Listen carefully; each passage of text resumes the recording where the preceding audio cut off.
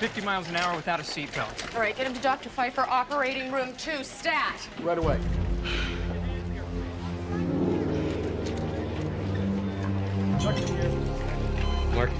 Mark, can I get a better view over here? Better? Perfect. Now I just need to take care of this bleeder. Bob, how much blood do you have on hand? 4 units, not including the cell saver. Yeah, that should be plenty. Mark, a little more suction.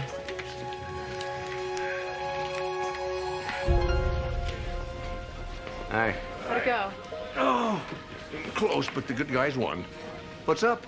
I just came by to tell you I got to cancel our dinner plans. Lieutenant Baker came down with the flu, and I got to pull a double shift. That's the third time this week. Now tell me about it. Hello? It's for you. Dr. Sloan. Oh, hi, Jack. How are you? Well, I will if I can. What's the favor? Yeah? Oh, that sounds tempting. Okay. I'll get back to you, Jack. Everybody go home and pack. And what shall we pack? Try resort wear?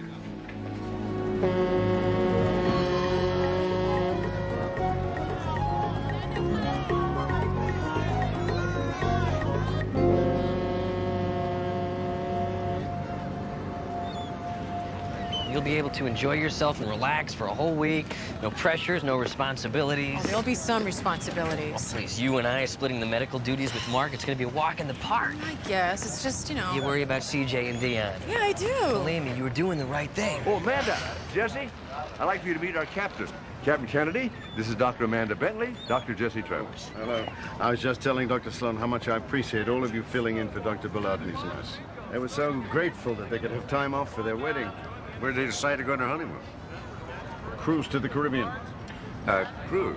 Say vacation. Vacation. Help! Please help! What? It's my father. What's wrong? I think he's dying. Jesse, see if you can find the bag, bring it to the room, will you? What's happening to him? You have to help him. Tracy, as soon as he took the insulin, he got clammy, he started to sweat, and then he just fell down. What do you got? Diabetic insulin overdose. Give me one MD-50. Please hurry. He's gonna die. No, he won't.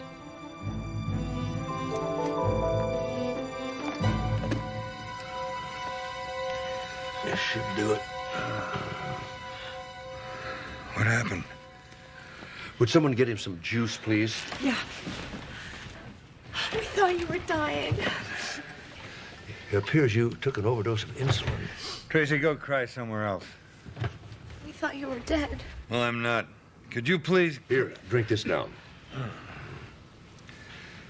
You took 30 units of insulin? 10. Well, all the other ampules in there say 10, but the one you took was 30. Oh, my God. Dad, I don't know how this could have happened. I'll look into it right away. Amy has an internet pharmaceutical company. She gets Robert's insulin for him at a discount. We've never had anything happen like this before. I'm so sorry. Thank you so much, Doctor. Dr. Sloan, and this is my colleague, Dr. Travis. Clara, get me a scotch. I'll get it. Mr. Brannigan, I don't think that having a drink right now is a great idea. I already have a doctor, thank you. One that doesn't have to work cruise ships. Thank you again.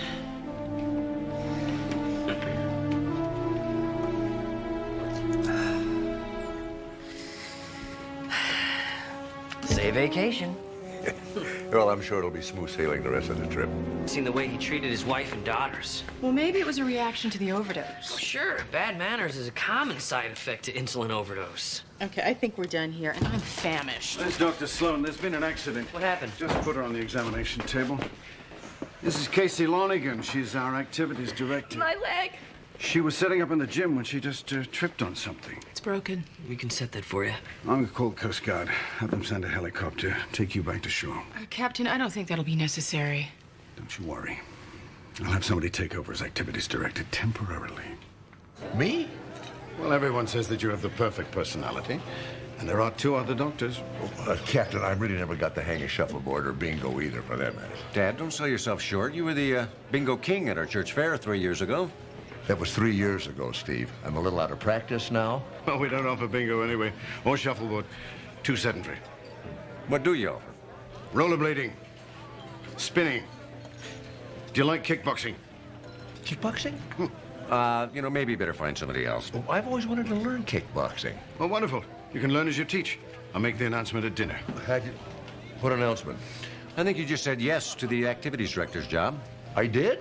Dr. Sloan, I wanted to thank you again for this afternoon and to apologize for my father's behavior. No, it was the least I could do. Oh, Amy, I'd like for you to meet my son, Steve. He's taking his first cruise with his old man. How do you do? Well, nice to meet you. Well, I hope you'll both sit at our table for dinner. Yes, thank you.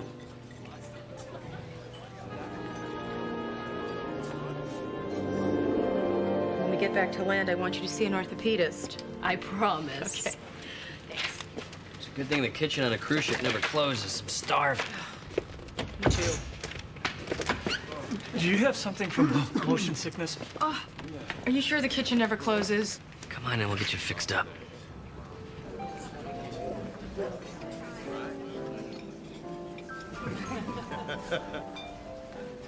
Well, if you'll excuse me, duty calls. Good night. Night. So I understand you own an internet pharmaceutical business. Well, that's how my stepmother characterizes it, but it's actually just the opposite. Meaning? Well, I'm a pharmaceutical research assistant. My specialty is drug interactions. I have a website that lists prescription drugs and the dangers associated with mixing them. It's a wonderful service. I'm proud of it. But it costs a lot of money to keep going. And if Dad doesn't give me a loan, I'm going to have to close it down. I thought everyone that owned an internet business was a millionaire. Hardly. But I do have a lot of contacts in the pharmaceutical world. If there's anything you need, I can get it for you wholesale. But you do have to have a prescription. Well, I'm in no need of a prescription at the moment, thank you. My dad's idea of preventative medicine is dragging me along on this cruise. He seems like a wonderful man. Waiter, cognac? Darling, don't you think you've had enough? If I thought I'd had enough, I wouldn't have asked for more. We'll just have coffee, please. Yes, I believe I will, too. Cream, 2 sugars, please. And I'll have sugar also. Of course, madam. Nice to see you on a cruise again. Excuse me. How long has it been since you last sailed with us? Oh, this is my first cruise. Oh, my mistake. You remind me of someone else. Do you have children, Dr. Sloan? Yes, I do, too. My son, Steve, whom you've met, and I have a daughter, Carol, up in Seattle. And do they love you? Well, they send me a tie every Father's Day, if that's any indication. Now, you see before you the issue of my loins. Robert, I think we should call it a night. How about it, Tracy, Amy? You love your dear old dad? You know, it is getting a little late. Maybe we should all turn in. How about it, Tracy? Are you going to tell the good doctor how much you love your old man? I do love you. I'd give anything to make you happy. What did you say? I can't hear you. I don't feel so well. What's the matter with you? Are you drunk? Robert, please. Well, Amy, it looks like it's up to you. Are you going to let these good people know how much your father is loved? What, have I raised 2 daughters incapable of human speech? If you don't feel loved, there's nothing that I can say to change that now. What?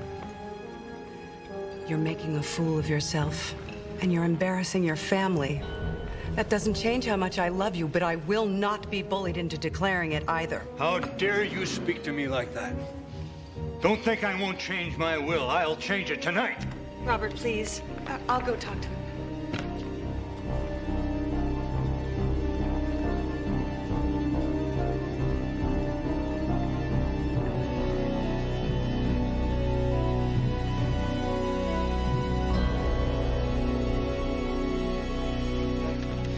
Well, I think that's the last of them. I think we've seen every passenger on the ship. Do you have something? I think I'm seasick.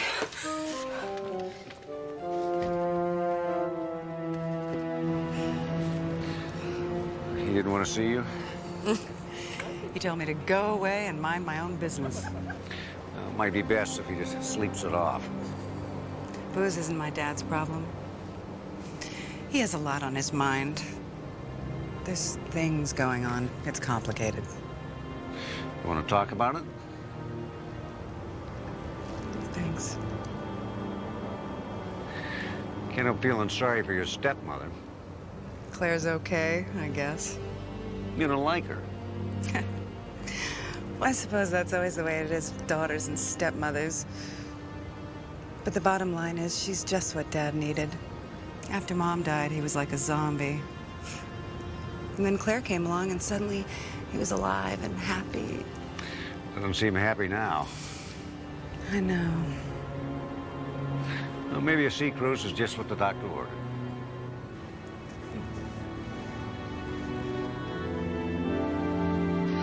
And I haven't worked this hard since residency. Amanda, let's split Mark's medical duties. It'll be a walk in the park. You're the one who said you needed a vacation. I'm too tired to argue with you. I'm too hungry to be tired. Check tip 14. Need some more forks over here, please. I'm sorry, the dining room is closed.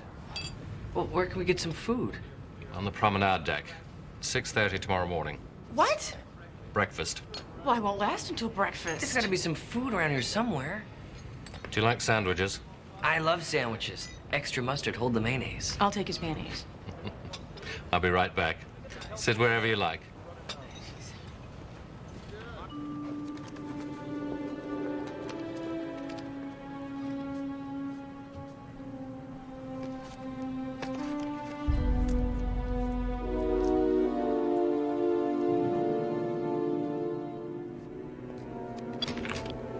Robert? Hello, darling. Where the hell have you been? I was out on the deck looking at the moon. It is so beautiful out. Thought we might go up on the deck and take a moonlight stroll, just the two of us. I need more champagne. I'll get you some. And you can bring it with you.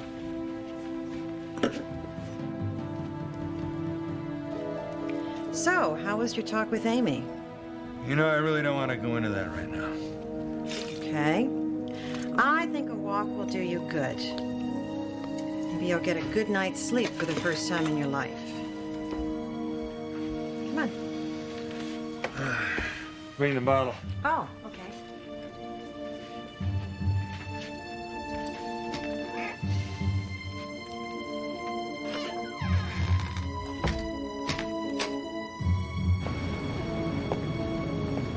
See, this isn't so bad.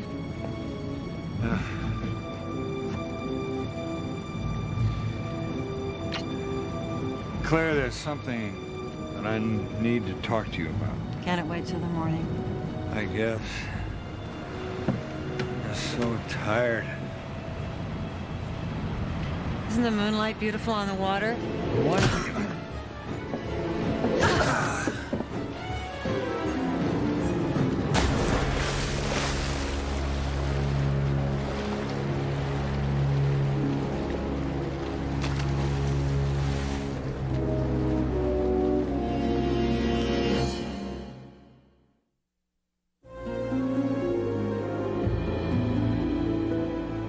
Okay, that was very, very good. Now let's try it again, only let's go in the right order. Say it after me. Shuffle, step, ball, change. Shuffle, step, ball, change. Very good. We ready? I signed up for kickboxing. Ma'am, I'm sorry. I'm kind of filling in here today. I can guarantee you one thing, though. Tap dancing will give you a very good cardiovascular workout. You were doing it right. Okay.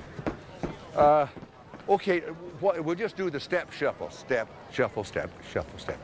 You got the rhythm of that? See how easy that is? Okay, let's see you do it. Step. I know. Let's do it one at a time. I'll take, sir, would you try it there once? Oh, sure.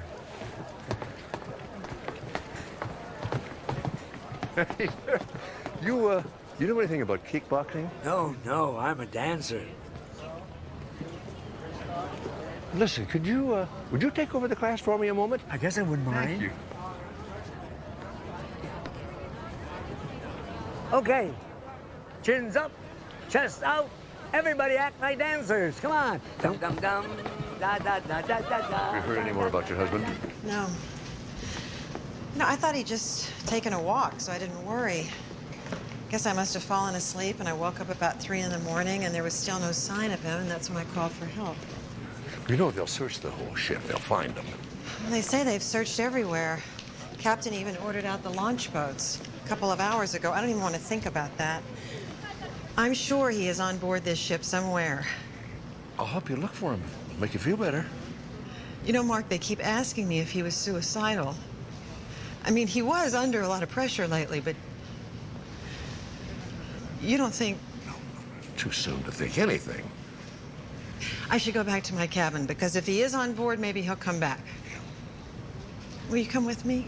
Of course I will. And then my son said, "Don't worry about Dion, Mom. I'll take real good care of him." My mother's with him. You miss them? Do you have children? I call them every night. It must be hard. I mean, being away from them for weeks at a time. I tell them stories about places I've been. This is good. Extra mayonnaise. I never forget a special request. Do you have anything for a really bad sunburn? Yes, we do. Mrs. Yates, is it not? That's right. This is your third trip with us, I believe. How'd you remember that? Food. You're partial to peanut butter and cinnamon sandwiches on toasted rye bread. Who could forget? I wish my husband had half the memory you have. Thanks. You don't remember when my anniversary is, do you? I'm afraid not. Can't have everything.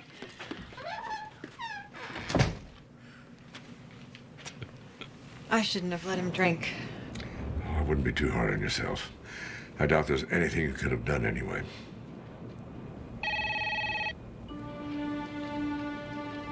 Would you get it?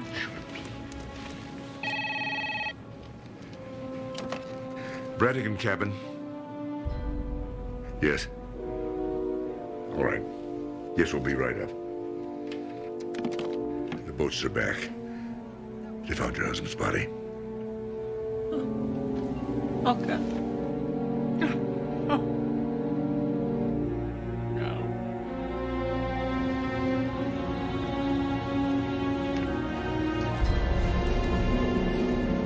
Robert.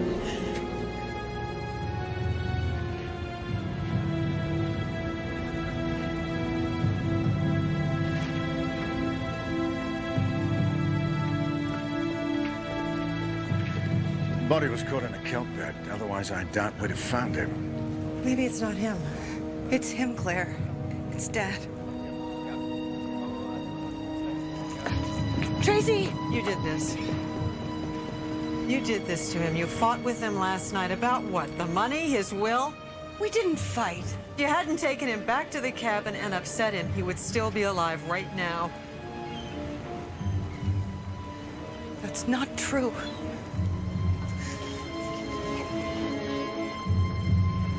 We'll take the body back to the sick bay. Dr. Bentley's a pathologist. She can do the autopsy. Mrs. Brannigan, I'm so sorry for your loss. Thank you.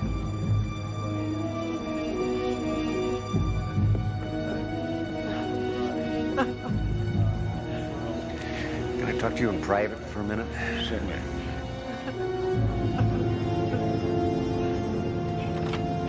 Brannigan had 2 life-threatening accidents in 2 days. Coincidences like that give me funny thoughts. Well, you think it was murder? I think it's a real good possibility. Well, how can you prove homicide? There were no witnesses. There's no weapon. Well, first we'll check the pathology report. That should give us a pretty good idea of when he went overboard. Then we'll have to figure out where everyone was at that time. That could be easier than you think. The ship's card key system uses the central computer. Every time a guest uses his card to open a door. That's great. Let's start with the wife and daughters. They all entered their rooms before midnight. But Mrs. Brannigan said her husband left his room again shortly after midnight. There's no record of that? Well, the system doesn't record when you leave the room. Only when you use the card to enter the room.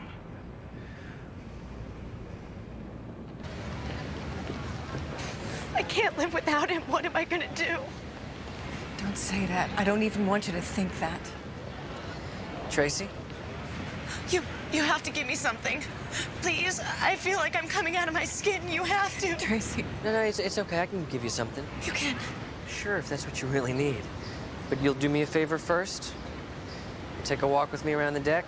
We'll take some deep breaths and talk about your dad. Okay. I know he didn't believe me, but I really loved him. I believe you. Amy, I'm so sorry. Your father went with my dad, with his body, to the medical bay. You all right?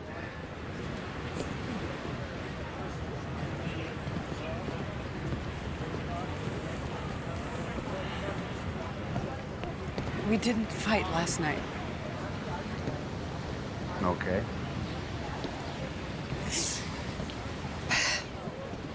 My father had a brain tumor. That's why his behavior became so erratic. No one knew, not even Claire. He didn't tell his wife? He didn't want any pity from anybody. I promised him I would keep it between us. I wonder now if I did the right thing.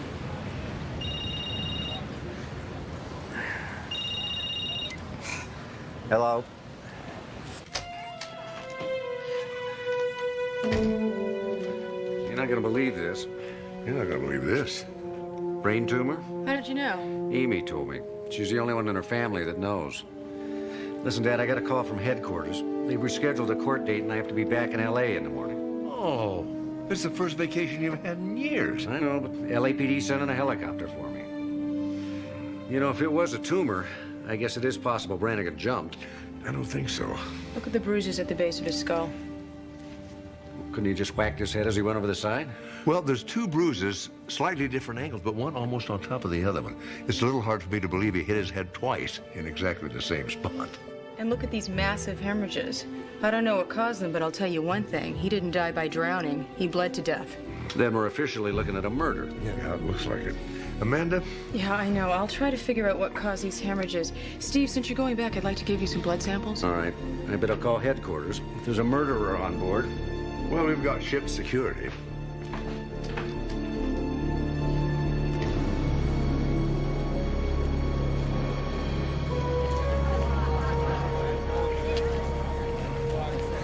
Last night at the table, you thought you recognized Mrs. Brannigan from a previous cruise. Well, one cannot be infallible.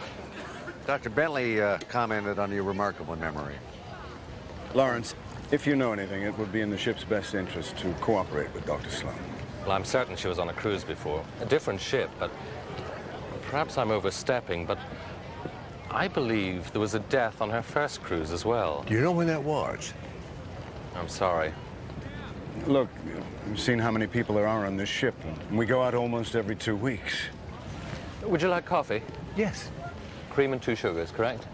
Very good. God gives us all gifts. For a waiter, this is a good one.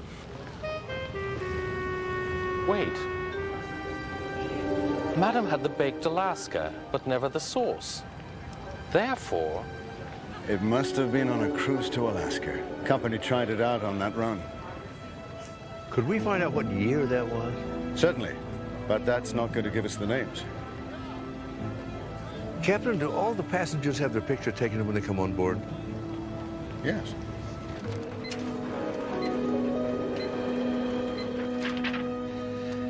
They're all starting to look alike. And none of them look like Claire Brannigan. Are you sure corporate headquarters kept all the photos? At the end of every cruise, I send them all my negatives. I assume it's the same for the other photographers. Yeah, that's true. People do change, but I don't think Claire was ever Korean. Hello. Gentlemen, allow me to present Claire Donahue. And the man with her, her first husband, died on that cruise.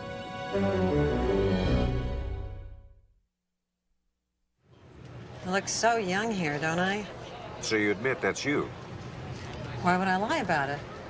Were you told the waiter you'd never been on a cruise before? That's right, in front of Robert.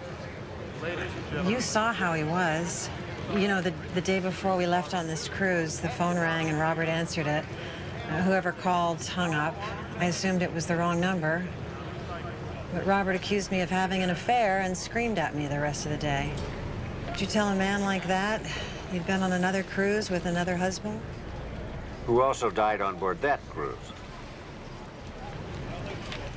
We knew that Carl had a family history of stroke, but you always think that you'll be different. And he was so healthy right up until the time. Mark, you don't think...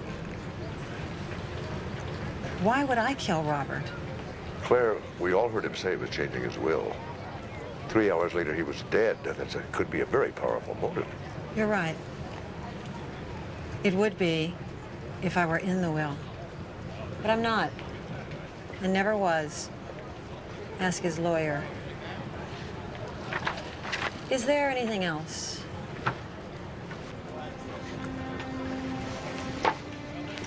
You know, Mark, I thought you were a gentleman. But I have always been such a bad judge of men.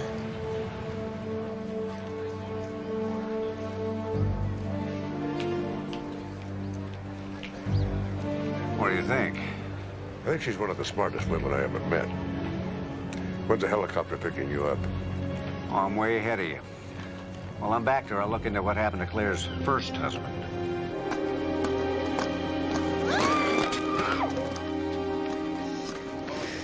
You, need a hand? Oh, I'm so clumsy. I can't do this. What are you talking about? You're doing it. You're doing it badly. But, you know, later you'll get better, but you're doing it. I am doing it. Yeah, falling down is just a part of the process, you know? It teaches you not to fall again. Okay. I want to try again. No, on my own. All right. Look! Look!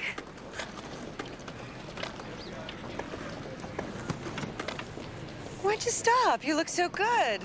I shouldn't be... I mean, Dad just died. You don't have to justify anything to me. Now keep going.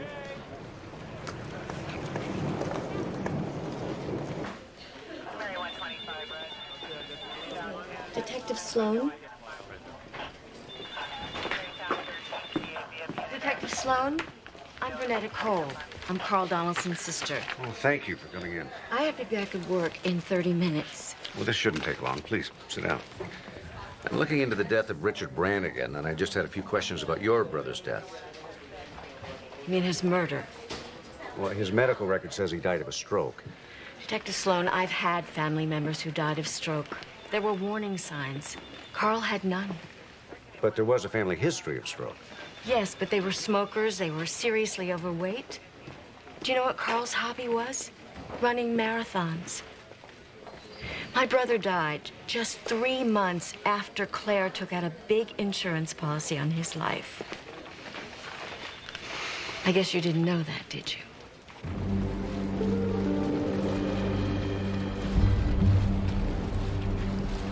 Claire. Oh, Mark, I was just thinking about you. I'm sorry we had to ask you some difficult questions earlier. No. I'm the one that's sorry. Can you sit for a second? Sure.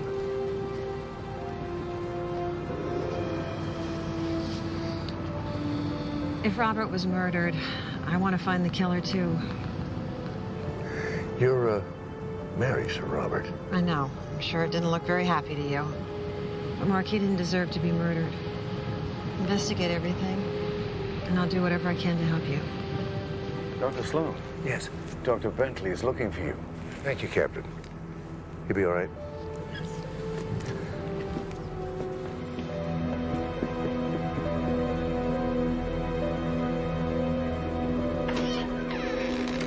Hi, this just came by fax. See what I was talking about? Oh, now we know where the multiple hemorrhages came from. Coumadin. He took a very high dosage of the anticoagulant, even for a cancer patient. Well, you know, patients do self-medicate. Maybe he took more than his doctor prescribed. I called his doctor. He said he never prescribed Coumadin ever. Ever? Well, if whoever gave it to him wanted to kill him. A dosage this high would inhibit clotting, but it wouldn't do any noticeable harm to Mr. Brannigan until someone hit him. And then it would be impossible for his body to stop the internal bleeding.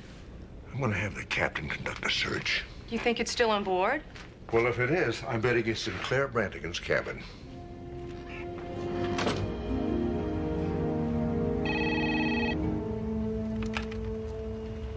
Hello? Hi. I was going to ask how you're doing, but I think I already know. Well, if it helps, I'm talking to the only person that can cheer me up. I think that's my cue to tell you some jokes, but I found it makes people really hostile when you can't remember the punchlines. So how'd your court case go?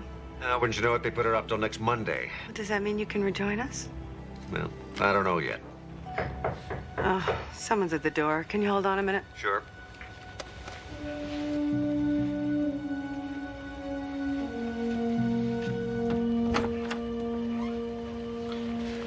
Miss Brannigan, I have to ask your permission to search your quarters.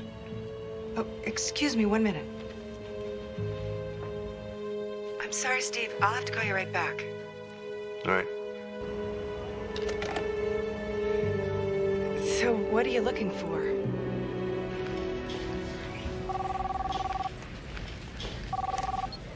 Hello?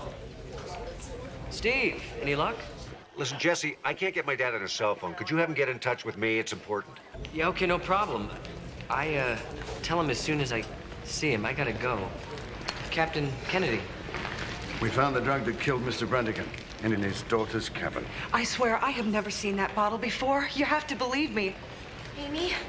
Amy, no! They can't take you! Look, are those cuffs really necessary? It's maritime law. Have to hold her in the lockup until I can hand her over to the Port Authority. She didn't do anything. Tracy, I need you to call Father's lawyer, Robert Holmes. No, I can't. No, call him. He'll know what to do. She loved him. She wouldn't kill him.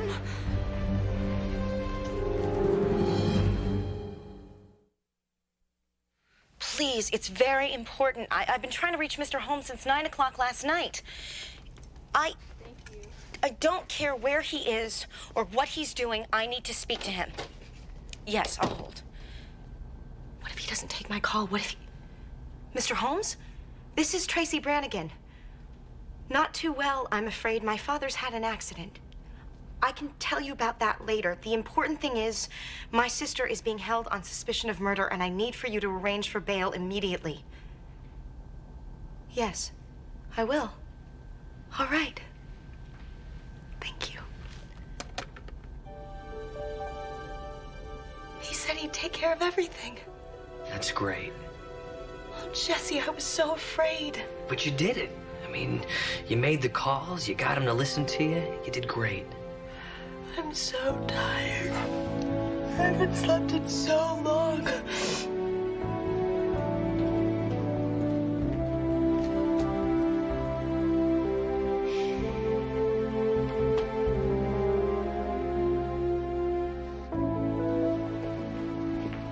Steve? Hello?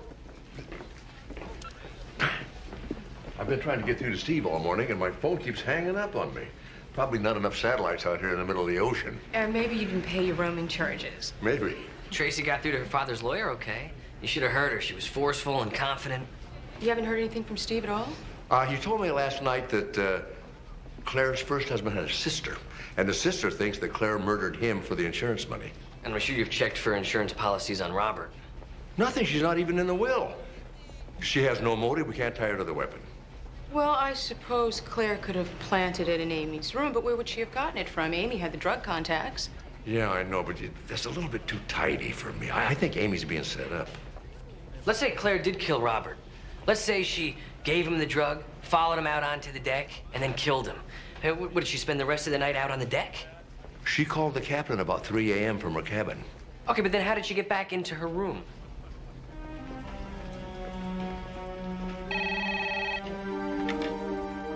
Hello. Hi, it's Mrs. Brannigan. We're ready to release your husband's belongings to you, if you'd like to come up and collect them. I'll be right there.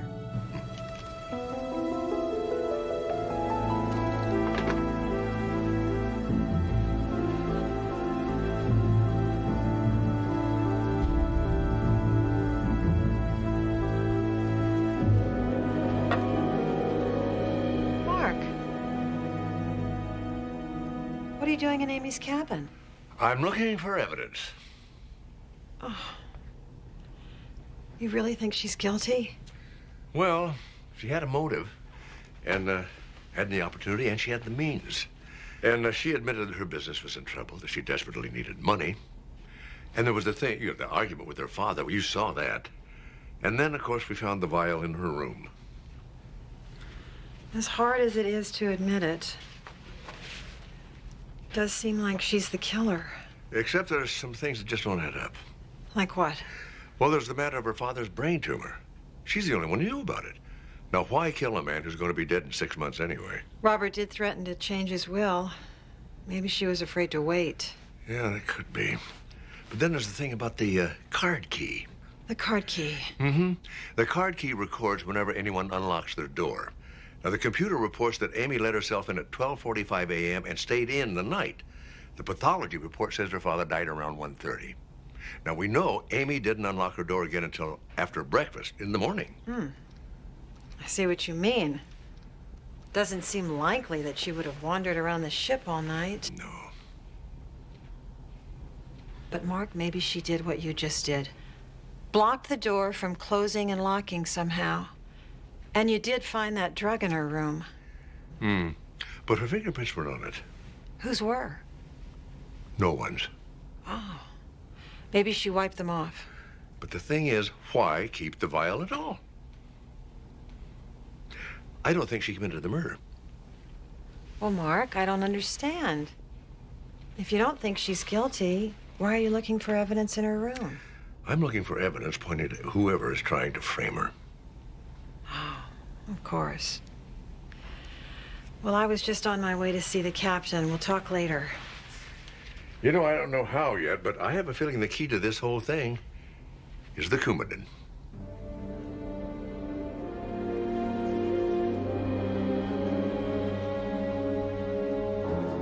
Captain, I need you to get a message to my father.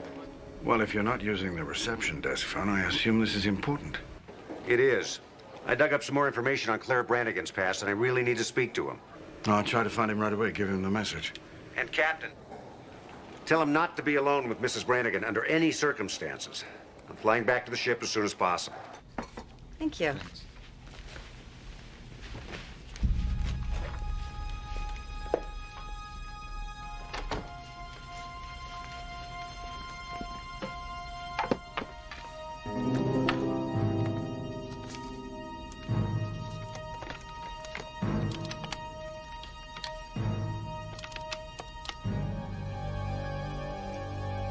Mark, it's Claire. I was hoping you could come by my cabin for a cup of tea and we could talk for a bit. Wonderful. See you in a minute.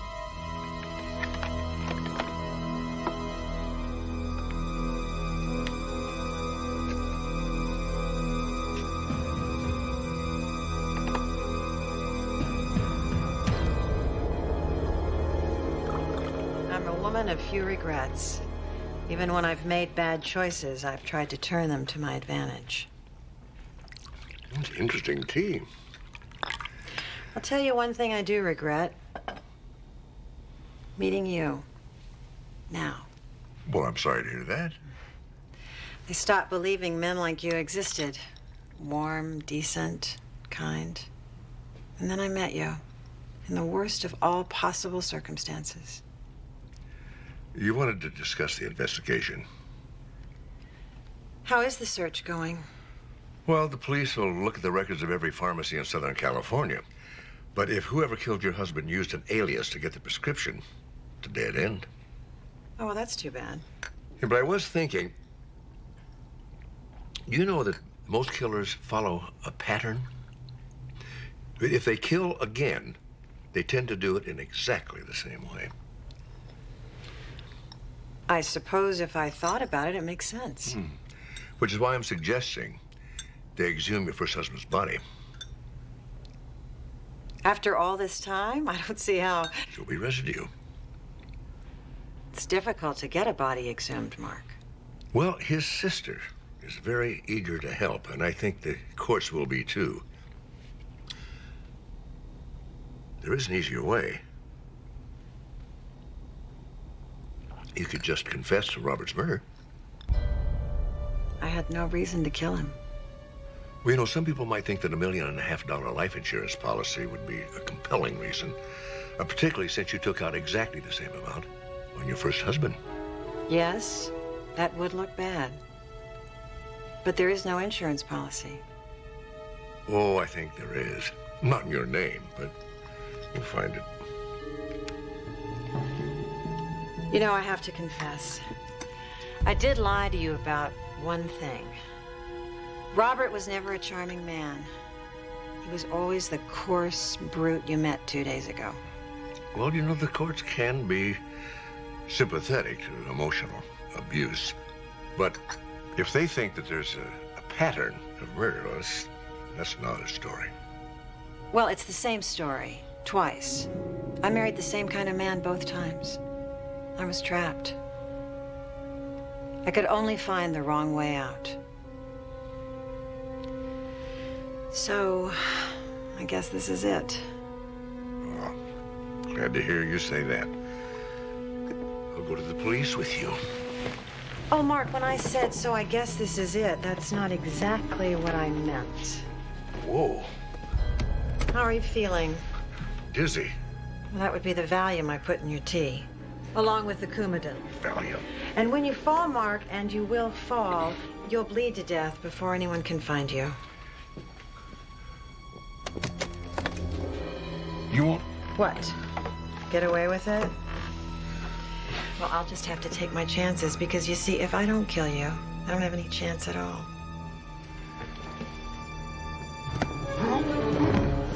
Oh. Good night, sweet prince. Too bad I didn't have an insurance policy out on you. Don't move, Claire. You're under arrest for the attempted murder of Mark Sloan. All right, Mark, hold on. We're going to give you another dose of vitamin K. Another? You've already given him vitamin K? Well, it's necessary for clotting. Counteracts your favorite anticoagulant. But you know that, don't you? Being a registered nurse. Oh, you've been busy. I'm going to read you your rights. Then there's a helicopter waiting to take you back to L.A., where you'll be charged with 2 counts of murder and 1 count of attempted murder. Valium. Never expected Valium. Okay, I got it under control. Oh! Whoa. Are we in a storm? This is rough weather.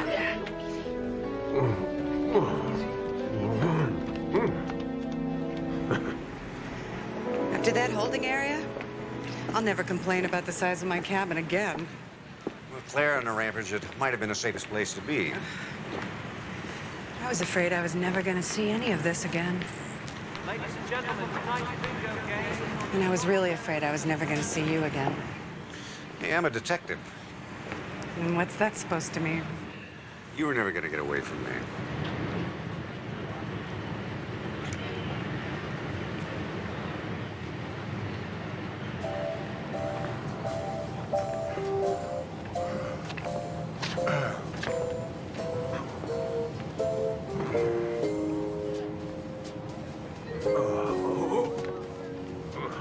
Dr. Sloan? Oh, I'm sorry, you're napping. No, I'm wide awake. Sit down. I just came by to say thank you. I don't know why you cared so much, but my sister and I will always be grateful to you. No, it was my pleasure.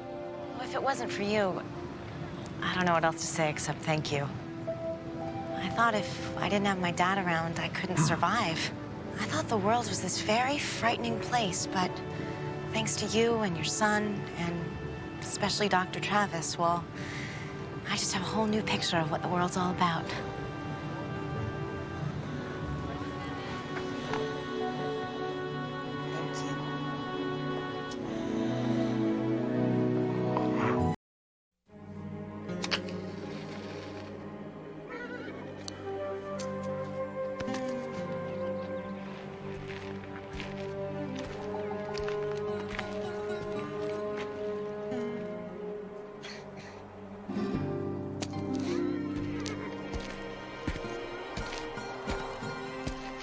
I told you once before, Miller. You're leaving town. On your horse or in a hearse. It's up to you.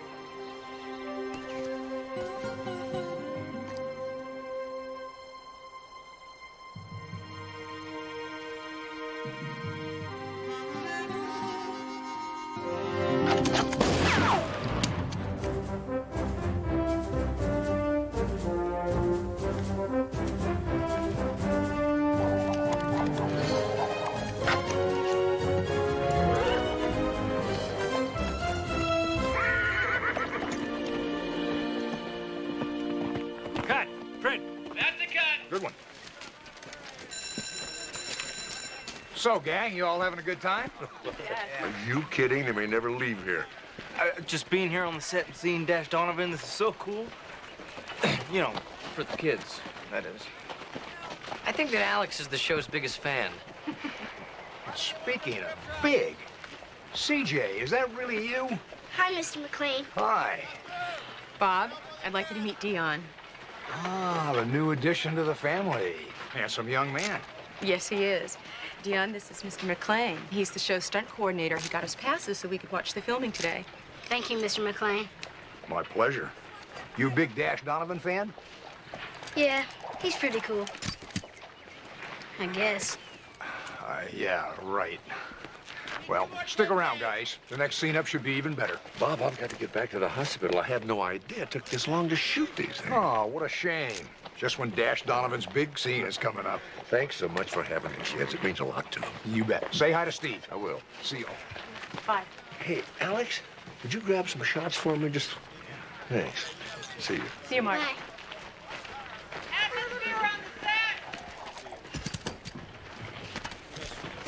Nice move there, Dash. Now, are those Dash's kids on the show? No, that's Buck and Tessie. See, Dash took them in when their parents were killed by Indians. All right, positions, everyone. Let's have quiet, please. And we're rolling. Atmosphere. Action. That was great, Dash. Can you stay a while this time, Dash, please? Oh, now, kids, you know, Dash is a busy man. He's got things to do and places to go. And doesn't Miss Kate always take good care of you while I'm gone? Yeah. Yeah, I guess. Just try and keep him out of the saloon if you can, Kate. I'll take care of this trouble out at Yellow Fork and be back before you know it. Be careful, Dash. Until the next time. Well, here it comes. Dash's trademark mount.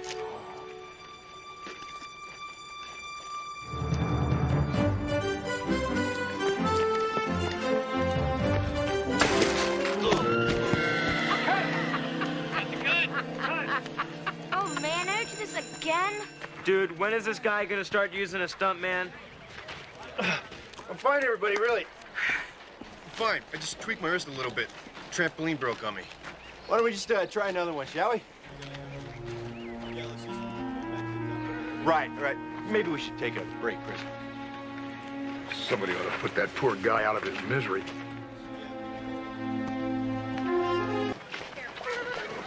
Now, these fans here keep the bag inflated.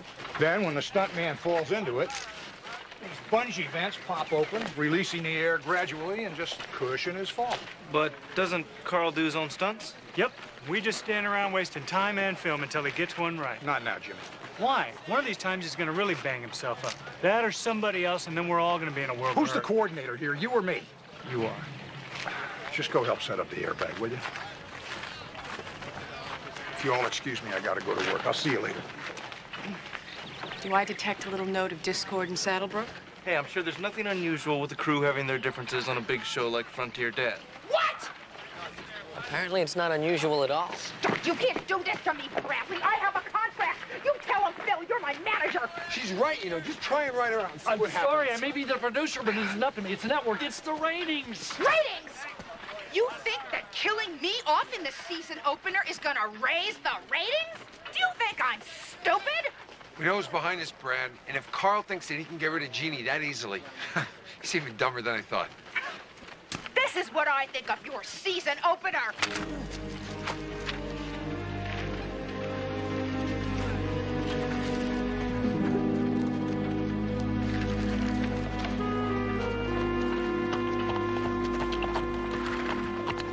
Paul, how many times have I told you about keeping the action on this thing clean? I mean, it feels like it's got gravel in it.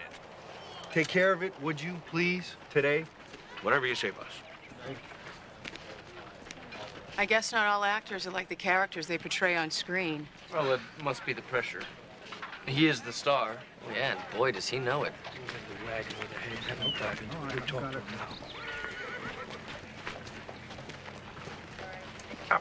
All right, that's it, Carl. I'm gonna let Jimmy do the high fall. I don't want any argument. Don't look at Chris. This is my call. Carl, we can't risk having you get hurt any further. After all, You are the show. Well, it is my gun hand. Well, great. Maybe for once we can finish a day's work on time. Keep practicing, kid. You got a long way to go. Oh, yeah? Have you seen the show's fan mail lately, old-timer? I'm gaining on you. Why don't you just go polish your prop gun, you pipsqueak? Come on, let's go get a burrito. All right, everybody, let's get back to work. We wasted enough time already. Make sure Jimmy gets into the wardrobe for the high fall. Right. Second team out. Let's go, people. We're burning daylight. Hey, here he comes. You think I should ask him for an autograph? Why not? What's the worst he could do? Shoot you? All right. Excuse me, Mr. Simpson. Not now. Hey, kids! Who wants a picture with Dash Donovan, huh? Excuse me.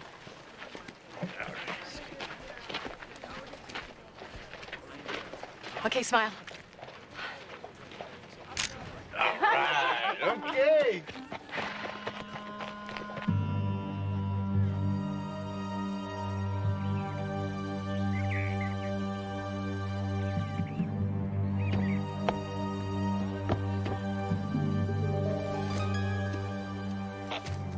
Everyone in position up there?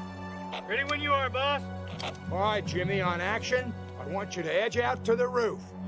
Jack, you come up behind him and fire. There'll be a near-miss bullet hit. Jimmy, that's gonna be your cue to take the fall. But not before you hear me say go. I got 3 cameras on you, and I don't want to miss this, okay? We got it. Let's go. If I'm not mistaken, to get away, Dash is gonna jump off the roof. It's pretty cool, huh? Please tell me you realize that even on TV, a jump like that would kill a man. No, Jesse. Bob already said they're gonna get another shot of Carl landing in the hay wagon. Then he's gonna bounce up, gun in hand, and shoot the bad guy off the roof. Killing him. No, it's the Quality Family Network, remember? You see, he'll fall in the horse trough, only wounded. Because Dash never kills anybody, he only wings them. Well, that's nice of him. Now, that's kind of corny, isn't it? Maybe, but it's what people want these days. You see, Frontier Dad's kind of like a throwback, like a Lone Ranger. Who? Or Roy Rogers. Who? All right, quiet all around. And let's go. All cameras ready? And action! Camera 1! Rolling! What the heck? Camera 2! And camera 3! Rolling! Hold it! Go! Jimmy, no!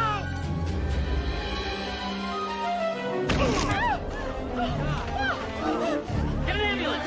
Transportation calling. Get an ambulance here now. Don't move him! Don't move him! I'm coming down.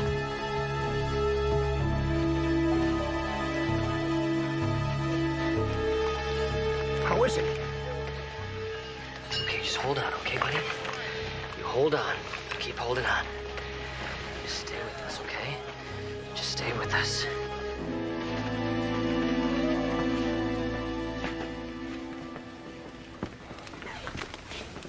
I'm sorry, Bob. We did everything we could. Oh, no. Jimmy. It was an accident. She's right. There's nothing you could have done. No, it's my fault. I set it up. He depended on me. You took every precaution. No one could have foreseen a short circuit. Well, someone sure foresaw it.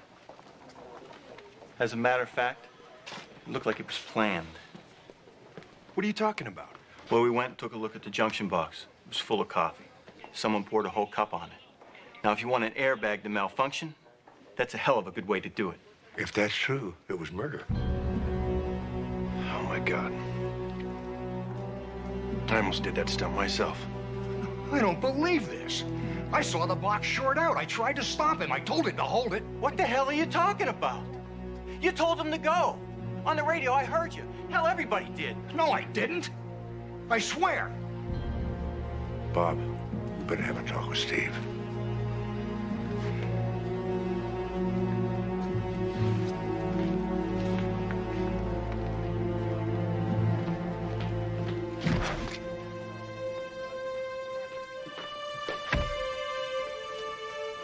Oh, there you are. Would you like a soda? No, Since when don't you want a soda? I'm not thirsty. Dion, I know that you saw something terrible today, and I am so sorry that you had to see that. You want to talk about it? It's no big deal. Someone must have tampered with my radio, switched the channels or something. I don't know. I checked with the sound department. All the radios are accounted for and were set on the proper channel. When you talked to the guys on the roof, the radio was working? Yeah, it was fine. And you had it right up until the stunt. You didn't leave it anywhere. I'm not sure. I don't know. I might have put it down for a minute when I made the final safety check on the airbag. Bob, I have to ask. Did you have any personal problems with Jimmy? No, Well, I mean, we had our differences. He was ambitious. He made no secret about wanting my job, but I wouldn't kill him over it. You said before that Carl insisted on doing his own stunts. Yeah. Wait a minute. You think they were after Carl and got Jimmy by mistake? I think we have to consider that possibility. Can you think of anybody that had something against Carl? To know Carl is to have something against him. I can't think of many people on the set who don't want to kill him at times. Including stuntmen? He puts people in danger, Steve. Sometimes he makes my job almost impossible. But I wasn't trying to kill him, and I didn't kill Jimmy. Steve? Look, Dad, you know I'll do everything I can, but this plan of yours... It's a little unconventional, I'll admit. Unconventional? Dad, I'll never get clearance for it. Come on, it's something you've always wanted to do since you were a kid. Look, Dad, we've already discussed it. I'm sorry, but no, I'm not doing it, and that's final.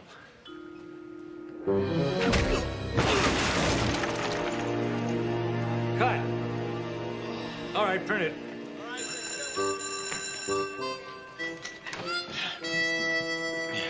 Carl, this is Steve Randall, your new double. Until we clear up Jimmy's murder, he'll be doing all your stunts from now on. Understand? You okay, Steve? Oh, yeah. This guy's perfect.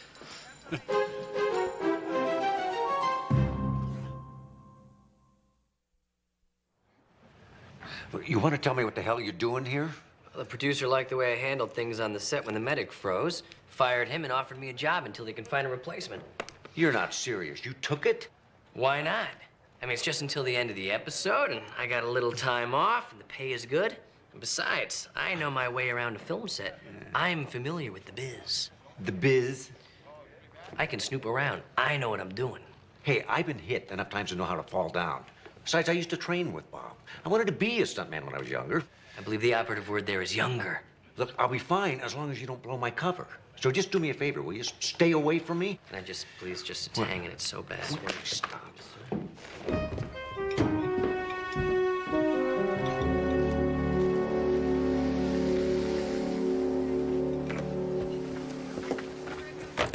You don't mind, do you, Sport? Listen, do me a favor, will you? After lunch, I want you to stop by wardrobe, okay? They'll fix you up with some special boots. Okay. And you gotta measure up, right? Oh, and another thing. Doubling for me isn't just a matter of taking falls, you know? You have to move like me, react like I would. You see, I'm fast, but smooth, like a cat. So, watch me, study me, shadow me if you can. Just, try and stay out of my way, okay, Sport? Whatever you say, Sport. I have what he's having.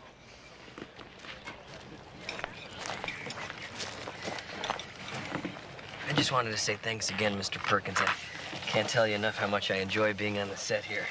Lucky you. I tell you, if I were a producer, I would be on the set all the time, watching over things, keeping my finger on the pulse of the show, so to speak. Doc, if you produce this show, you do it from your office. Oh, no, that's not correct. I'm a hands-on kind of guy. I'd be here all the time. Yeah? Well, if Carl wanted a hands-on producer, I wouldn't be banned from the set. Banned? You were banned? Yeah. I create the show for Carl. give him the role of a lifetime, and that's how he repays me. You're still the producer, aren't you? It's only a title. If I had any guts, I'd tell him to shove it. But as long as I hang around, they have to pay me. And I just love sticking that to them. I didn't realize show business could be so brutal. Yeah, it can be murder. Well, bless you. Allergies? Thanks, no. Guess it's just all the dust around here. Yeah. With me, it's horses. I can't get anywhere near them. I start sneezing, my eyes swell up, and I can't hardly breathe for hours. Me working on a Western, that's pretty funny, huh? Yeah. Say, you know, I've been around stuntmen all my life. Used to be one myself. How come I've never seen you around? I've worked overseas a lot, you know, Italy, spaghetti Western. Been up in Canada the last few years. I've done some work up there myself when I was starting out. Even coordinated a couple of shows before I got this bum leg. What happened? Go ahead, tell him, Paul. I'm surprised he hasn't already heard. That's ancient history, Jack. You know I don't hold that against Carl. Well, that's mighty big of you, Paul. But don't you think you should tell him for his own protection? See, the first year of the Frontier Dad, Carl decided that he was going to do his own stunts, but he screwed up. Paul here had to pay the price. Carl ended his career. Must be pretty bitter. No, I'd be. Nah, you know stunts, it can happen. Besides, I like doing props. And Carl's always made sure I had the job. So you're okay with him now? Why do you ask? Because the word is, whoever sabotaged the high fall might have headed in for Carl. Ah, I see what you're getting at. But I already spoke with the police. I was on a shopping run when that stunt went bad, and I have time-coded receipts to prove it. Lucky for me, huh? Yeah. Lucky for you. Howdy, boys.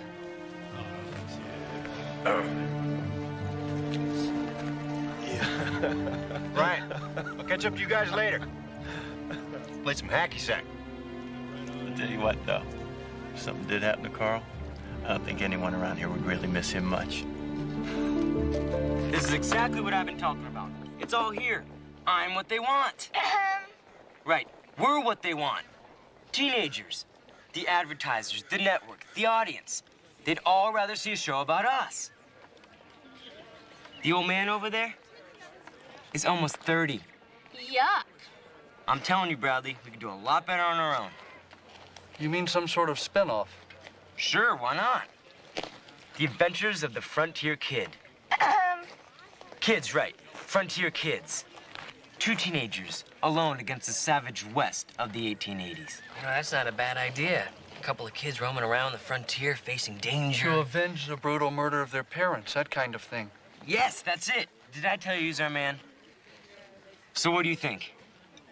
Of course, you'd need a writer-producer to create the whole thing. Exactly.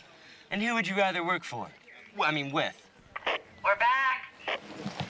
Think about it. Yeah, let's go get some dessert.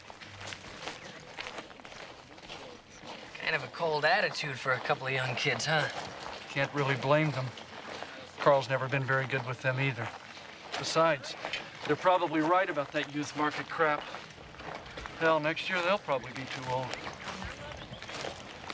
Come on, let's go, honey. Come on. What? Is it time to go home? No, it's time to work. We still gotta run your lines. Come on. Oh, I can't. Yes, you can now. Come on, upsy daisy. Everything okay? Oh, yeah, she's just been working a little too hard lately. You know how it is. Come on, babe. Come on. All right, the bad guy will be holding the bar girl at gunpoint. You're gonna jump on a chair. You're gonna leap up on this chandelier. You're gonna swing over. You're gonna kick the bad guy over the bar. You got it? Sure. Okay. All right, positions, everyone. Remember what we talked about? Like a cat, right? Right. Much better. Quiet, please. And roll cameras. Ready, Steve? Action.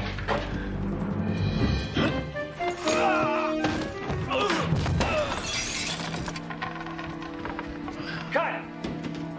Cut! I think we need another take anyway. I mean, the whole jump to the chair and the leap to the chandelier should be much more graceful. And cat-like, huh?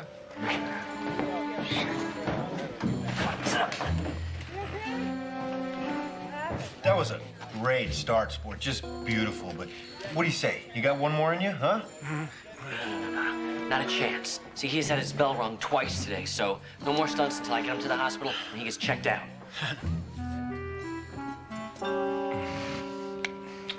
Seems the little town of Saddlebrook is just overflowing with murder suspects. Yeah, follow my finger.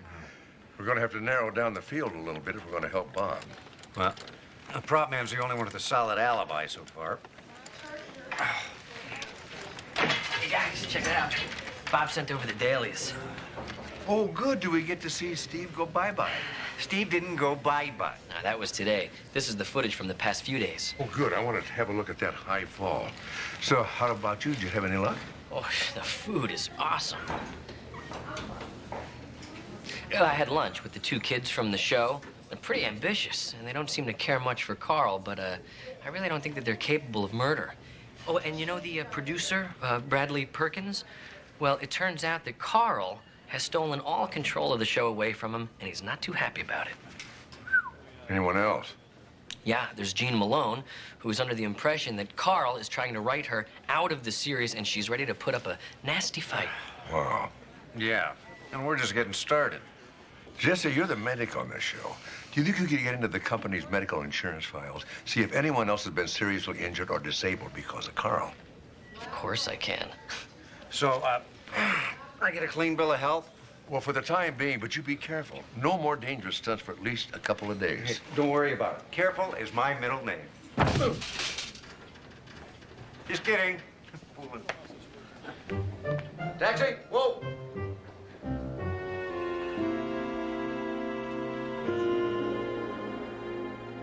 Good night, sweetheart. See you in the morning. Mommy, Yes? can I sleep with you tonight? CJ, what is it? I can't sleep. I keep thinking about that man. Oh. Oh, man, what a baby. Dion.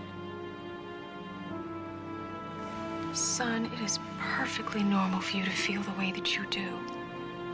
I've been thinking about that poor man, too. It's not easy seeing such a terrible tragedy. But you know what? It helps me to talk about it. So what do you say? You want to talk? Yeah. That goes for you, too, Dion. Might help you feel better. I feel fine.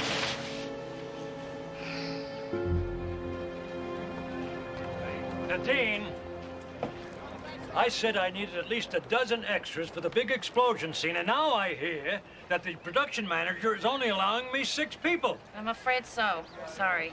Well, I'll tell you what. You get a few members of the crew, put them in wardrobe, and we'll stick them in the background. You'll do fine, Doc. Check in with wardrobe. What? When? Look, just let her stay in her dressing room. We'll shoot the scene without her. See how she likes that.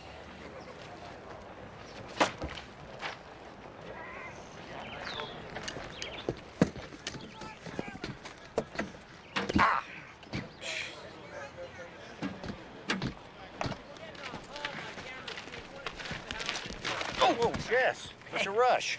I'm gonna be in the show. What are you playing? Cowpoke number 4. It's better than Cowpoke number 5. Did you find anything out? Yeah, I was in the production office, and I was able to sneak a peek at those insurance records. Cute secretary, Melanie. Blue eyes, blonde hair. I get the picture. And? And nothing much, I'm afraid.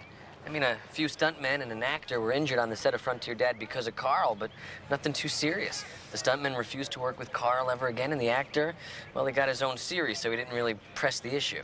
That was all in the medical records? Well, Melanie sort of filled in the blanks. Where you taking her to dinner? I'm hoping she likes barbecue. Good luck, partner.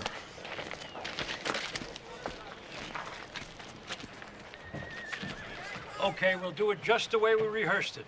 Steve, you'll be inside, all padded up, waiting by the window. Carl, you walk through the front door and go directly to the back exit. Don't waste any time. We'll give you a 5 count before we blow the charges. Understood? No sweat.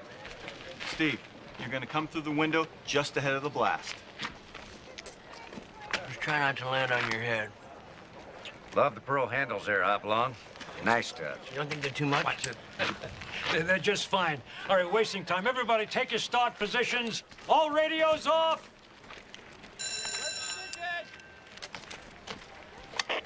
Quiet.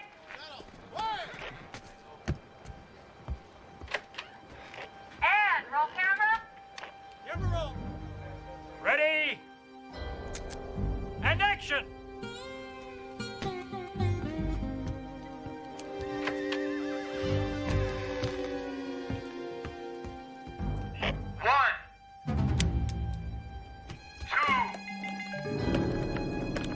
Steve!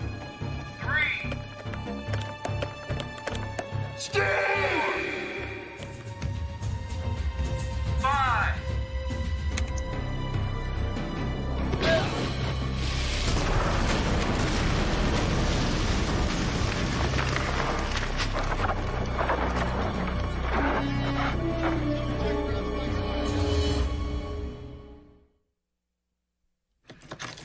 That wasn't there 2 minutes before we rolled. I checked. Well, it was sure there when I tried to get out. And this man saved me. Oh, sure, I could have gotten out by myself, broken the door down, but that's not the point. This man is a hero. Well, it's a studio lock, all right. See the emblem? These are specially made for us. Who usually locks up? Studio guard. He unlocked everything this morning. Who else has issued these locks? Makeup, wardrobe, sound, props, but they look after their own. You can check for yourself, but I already asked. All of the set locks were accounted for.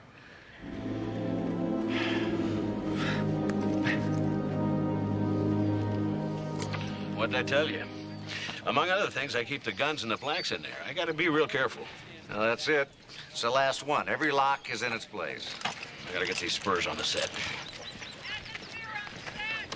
So, if none of the locks are missing, then how... I don't know. Someone must have fabricated one. Just made a copy and brought it to the studio with them. Well, then someone's been planning this a while. This is all premeditated. Yeah. 2 attempts in 2 days. I think we better find them before they try again. Try again? You think they'd try again? Listen, Carl, I think you should consider shutting the show down. You really shouldn't risk... No way. I'm not letting them scare me. I've got my fans to think about. And besides, you're pretty good at this, you know? Better than those dumb cops, anyway. Well, they're not exactly dumb. They're Heck just... yeah! As long as I got you by my side, watching my back, I got nothing to worry about, right, Sport?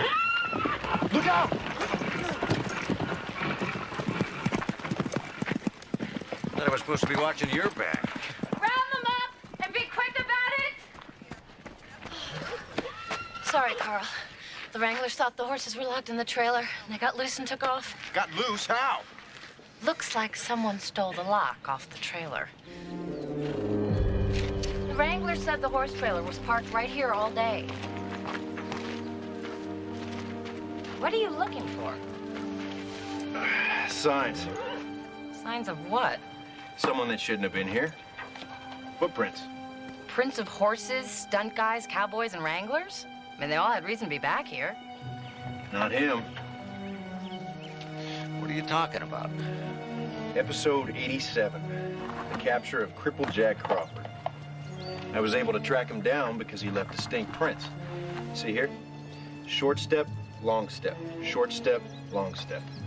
With one print deeper than the other. Now, there's only one guy around here who can make prints like that. And I say, it's the same guy who stole the lock off the horse trailer, put it on the saloon door, and tried to kill me. Carl, something I should tell you. I didn't take the lock, and I never even had a key for it. Then why were you by the trailers? I wasn't. We have your footprints, Paul. You can't. I never... Making keys is part of your job. So is fabricating documents, like time-coded receipts. You never left the studio the day of the murder, did you? No. You sabotaged the junction box because you thought Carl was doing the high fall. You got this all wrong. All this time. You never forgave me for the stunt that injured you. Shouldn't have gotten so close to those horses, Paul. Those allergies can be killers. Nice work, partner. Don't mention it, Lieutenant. Hey, kids, guess what I have? Alex developed the film. Look! Here's the shootout, and here's Dash, and here's this horse, and here's... And here's the stunt accident.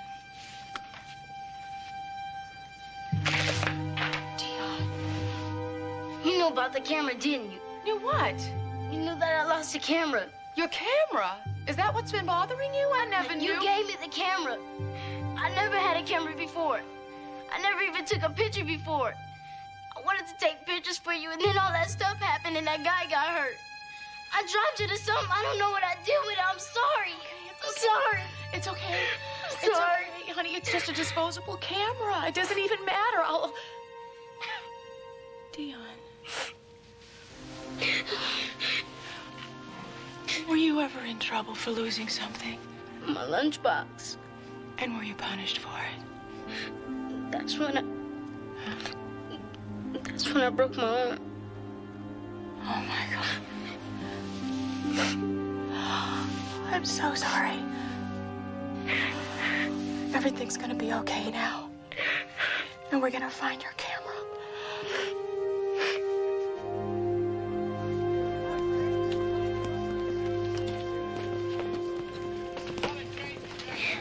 Paul Pishney was the guy behind all this? I can't believe it.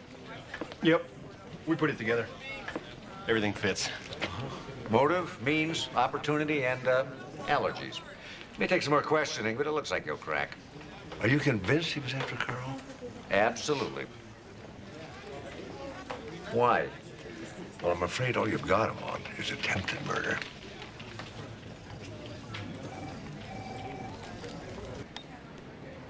What did you expect to find in the dailies? I wanted to examine the scene from the high fall, but I also wanted to take a look at that footage where Carl tries to vault onto the horse.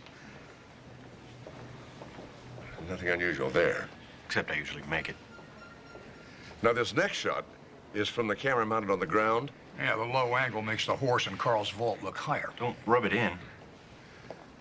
The first part of the shot's unusable because the trampoline's still in the frame. Hasn't panned up yet. But that isn't what caught my attention. Dad, I don't really see what you're talking about. Yeah, I know it's not very clear on there. So I had these stills made and had them blown up. Look at this. See that support bracket for the trampoline there? Now, that's been tampered with. Well, couldn't that just have come loose? Oh, I checked that before the stunt. So it was sabotaged. But why? The fall would hardly kill me.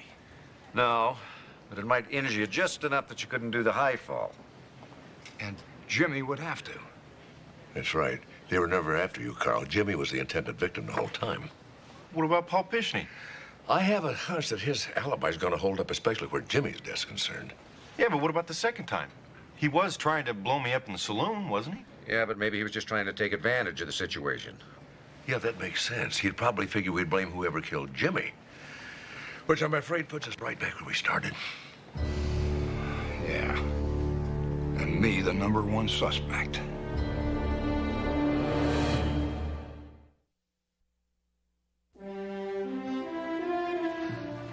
Are you sure you want to do this? The episode's almost finished. Yeah, there's still a killer roaming around. If I'm gonna help Bob, I gotta see this thing through. Just be careful, will you? I will. And I'm actually gonna miss all this. Kind of grows on you after a while. I told you it'd be fun. All right, I admit I got a kick out of being Dash.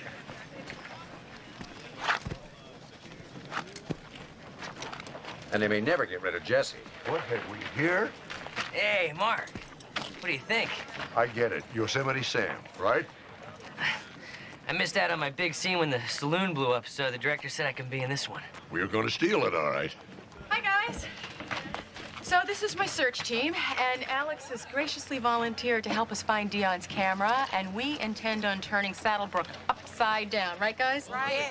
Whatever it takes, as long as I get lunch. You bet. Let me guess. Jesse James? Oh, I get it. I'd like to help you out, but I promised Steve I'd stay and watch the last scene. You know how that is. Oh, yes, yes. All right, well, we'll see you later. Good luck. Steve. Okay, guys, this is the big one.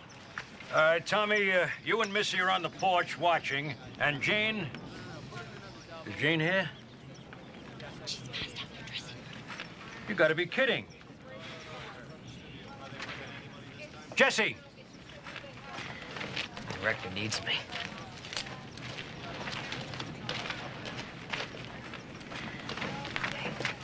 Listen, Jean is in her dressing room. She's passed out. Will you see what the problem is? Sure. Hey, Mark, you may want to come with me. You know the actress I told you about, Jean Malone?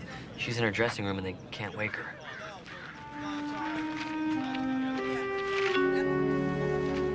I guess I was really out of it, huh? I'm sorry. I just didn't realize how tired I was. You're lucky you're not dead tired. You're addicted, aren't you? What? Jesse described your symptoms on the set. Nervous, edgy, then falling asleep. I have a bad back, and I just need a little something to work, that's all. You don't need to tell him anything, darling. It's no business of theirs. Well, it is if I'm right about these. Looks like a Vicodin knockoff. Same color, same shape. No pharmaceutical markings. Quite illegal.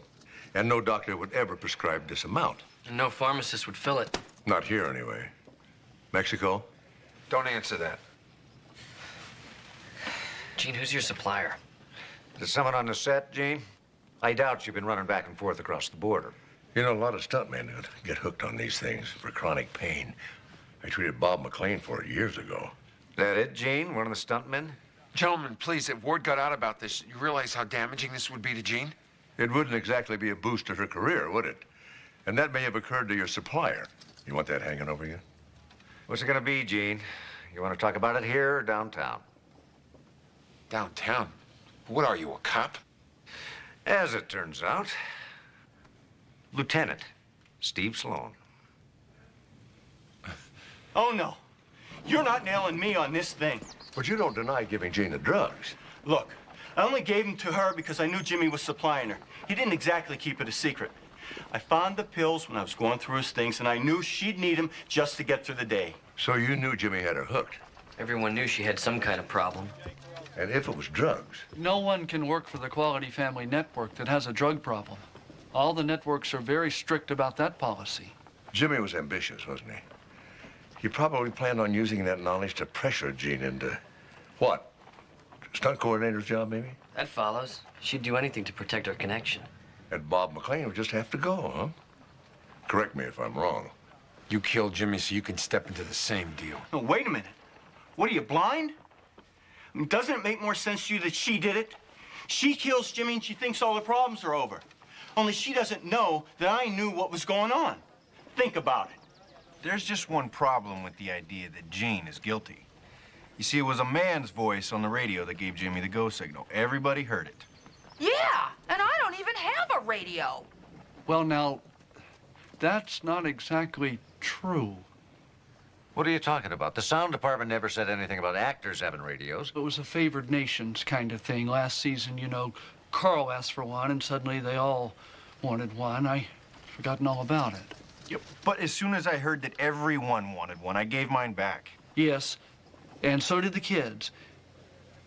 Everyone but Jean. I never even heard about this. I never got any radio. What do you mean? I was there when your manager came and picked it up. Of course. You knew what would happen if Jimmy spilled the beans. Jean would be out of a job, out of a career, and you would be out of a meal ticket. Just how many other clients do you have, Phil? That's what I thought. And you only had Jean because you were romantically involved. You couldn't bear to see her ruined. You set up the whole thing then. You fixed Carl's springboard so that Jimmy would have to do the stunt. Then you poured the coffee in the junction box. And then you changed the channels on Bob's radio, and you gave the go signal on a radio that everybody had forgotten about. Even made it seem like someone was trying to get Carl. Very clever. Look, Mark, we found it. Oh, great, Amanda. Just give me a minute. Oh, man. You even had a little help from Paul Pishney, who only confused things when he tried to kill me. Oh, Phil. Baby, none of this is true. This is crazy. I mean, don't listen to them. You can't prove it. But there's one thing you didn't count on. An outing of little kids with disposable cameras. They took pictures of everything that day, including the stunt. Can I have the camera now? Sure. I think we have all the evidence we need on you right here. Plus, what, 3 more cameras full of evidence. That's right. Oh! Ooh! No. I'll handle this.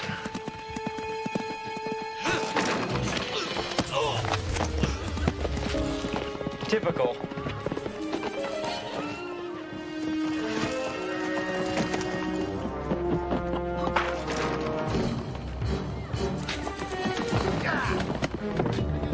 Can I get him? Almost.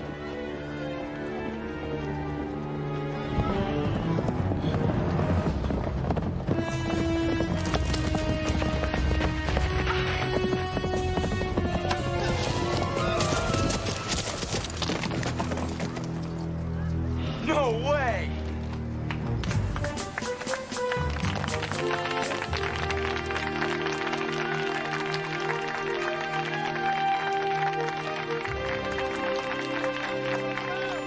Hi, guys. How about over there? So good seeing Bob back to work, huh? Yeah. Yep, and I finally got my autographed picture of Carl. Well, maybe there's hope for old Carl yet. You know, Mark, what did you really find when you developed Dion's film?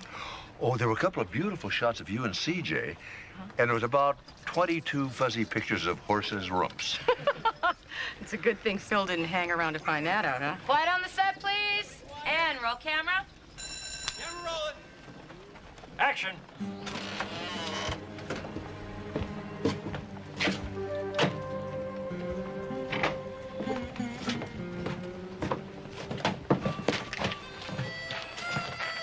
So where are you headed this time, Dash? Back out to Yellow Fork, kids. Can't leave a job half done. Pete Grayson still needs me out at his place. Can we help you this time, Dash, please? Now, kids, you need to stay here and look after Miss Kate until she's feeling better, right? All right. Okay, Dash. Say, where is Pete anyway? Pete? Dash, how could I ever repay you? Now, Pete, I may have run off those rustlers, but we still got plenty of strays to round up, so don't thank me just yet. So until the next time.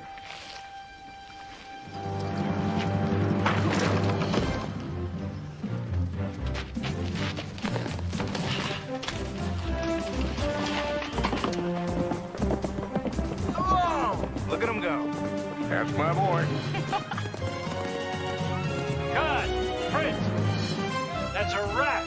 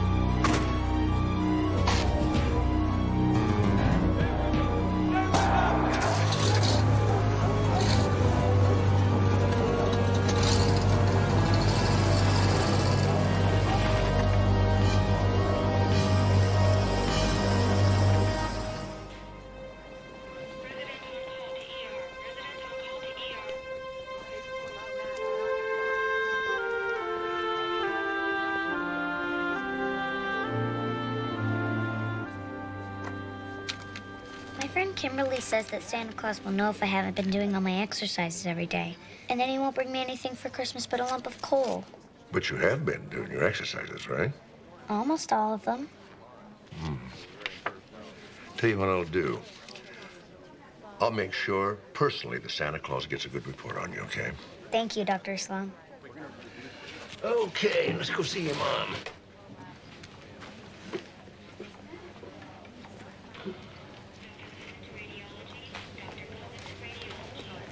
Fine. She'll be tap dancing before long. Hi, Claude. Oh, morning, Doc. Say, are you tuning up that barbershop quartet of yours for the Christmas party? I was going to tune up my quartet. They were invited to perform at the International Sing Fest in Munich. Hey, good for them. Yeah, good for them. Bad for me. I've got to find 3 other guys to sing with now. Hey, you know by any chance... No. Sorry, Doc. I couldn't carry a tune in a watering can. Wait a minute now. What's this I see? Do you wash behind your ears? Yes. I think you missed a spot right about there.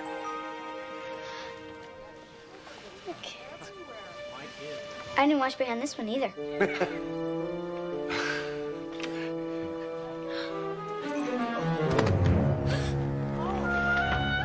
Clark?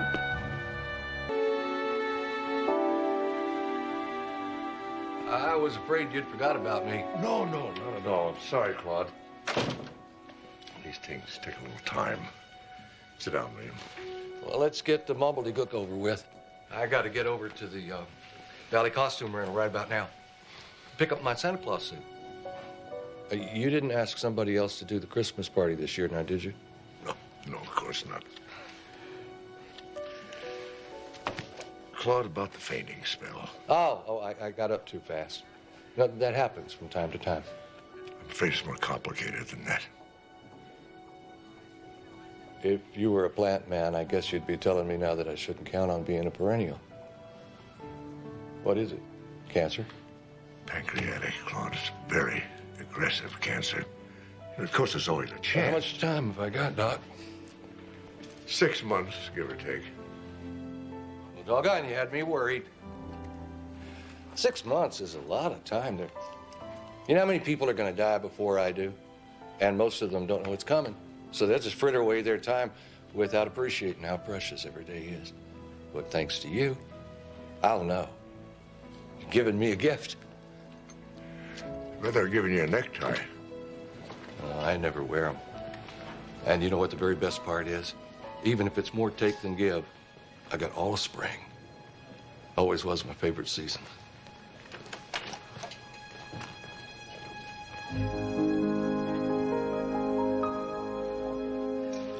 It's not bad enough that the man is dying. It turns out that the plant maintenance company that Claude works for, they have no health insurance. Is there anything you can do? Well, up to a point. You know, the hospital can provide medical services. But there's going to come a time when he's going to need someplace to go die with some dignity. Claude has no place to go. No family? And no money. He'll have Social Security and Medicare. For some reason, some people just fall right through the cracks of their system. Claude's one of them. I called Social Security in Sacramento and talked to a friend of mine, but she doesn't think she can do anything for him. I'll make some calls to the county in the morning. There's got to be some program we can get Claude into. Thanks, Steve. That'd help. Listen, the annual Christmas party's coming up. No. You don't even know what I'm going to ask you. Yes, I do. I made a fool out of myself singing last year. I'm not going to sing again this year. No, you didn't. You were a little flat, but no, it's the spirit of the thing. Dad, I'm sorry. I'm not doing it, right? I got to run. Good luck. Dr. Sloan? Yes? Me and Bobby Joe heard you were looking for 3 singers for the hospital Christmas party. Yes, as a matter of fact, I am. Well, sir, you found half of them right here. You two sing harmony, do you? Not offhand, but if you can hum it, I'm sure we can sing it. Well, why don't you sing something you know? I can hear your voices. As we walked out on the streets of Laredo, as we walked out in Laredo one day.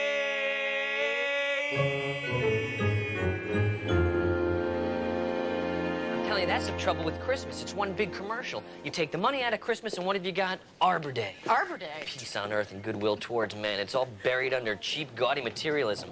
Santa Claus hustles more merchandise in 1 month than the QVC does all year. Stop exaggerating. It's not that bad. Oh, no, I'm as bad as the next guy. I admit it. I run out and spend a fortune on Christmas cards every year, and I swear that I'm not going to. If someone sends me a card, I've got to send them a card. And then as Christmas gets closer and closer, I send cards to the people who haven't sent me a card, just in case they send me a card at the very last minute. Wow, I mean, I'm amazed by you. When do you find time to practice medicine? I'm telling you, if we were half as smart as bears, we'd hibernate through this whole thing. Aha! 2 more unwitting victims. I'm collecting for the Southland Christmas charities. We feed the homeless every Christmas Eve and make sure that they don't go hungry. Well, I think that's great, and I am happy to give. There you go. How much of this money goes to the homeless and how much of it goes to the people running the charity? Jesse. No, this is a volunteer organization, Jesse. All the money goes to the food. Well, see? You never know, though. Ah! There's the, person who wraps my Christmas gifts. They're ready. He always gets a little strange around Christmas time. Well, thanks. Thank you very much. Claude, thought I gave you a couple of days off. Well, I gotta keep them smiling. Besides, where should I be? My plants, all my friends, the kids on the ward. Everything I love most is under this roof. You having any luck with that barbershop quartet of yours? No, not yet. I'm getting a little discouraged. I just hate to leave that part of the celebration out. Well, something will turn up. It always does. Hope you're right. Excuse me a minute, Claude. Certainly, Doc. Amanda, you're just the person I'm looking for. No good has ever come from that statement. You're just the person I've been looking for. That's not always true. Mark, not once in my life has anyone ever come up to me and said, Amanda, you're just the person I've been looking for. You won the lottery. Or Amanda, you're just the person I've been looking for. You're getting a gigantic refund on your tax returns. Never. Mm-hmm. What if I was to invite you to sing in my barbershop quartet? You see? But women so rarely get the chance to sing 4-part harmony. And you have a beautiful voice, I know. And how do you know that? I heard you sing. You only heard me because I didn't know you were listening. And I have terrible stage fright. It's perfectly normal. Everybody gets butterflies. Oh, no. This is different. I get a stomach ache, and then I start to shake. And then I get, like, dry mouth, and then I can't even breathe. Yeah, but this would be different. There would be no stress here. You're singing in front of a bunch of friends. Would you just try it once, just for me? Right now? Yeah, I'm just the two of us. Come on. All right.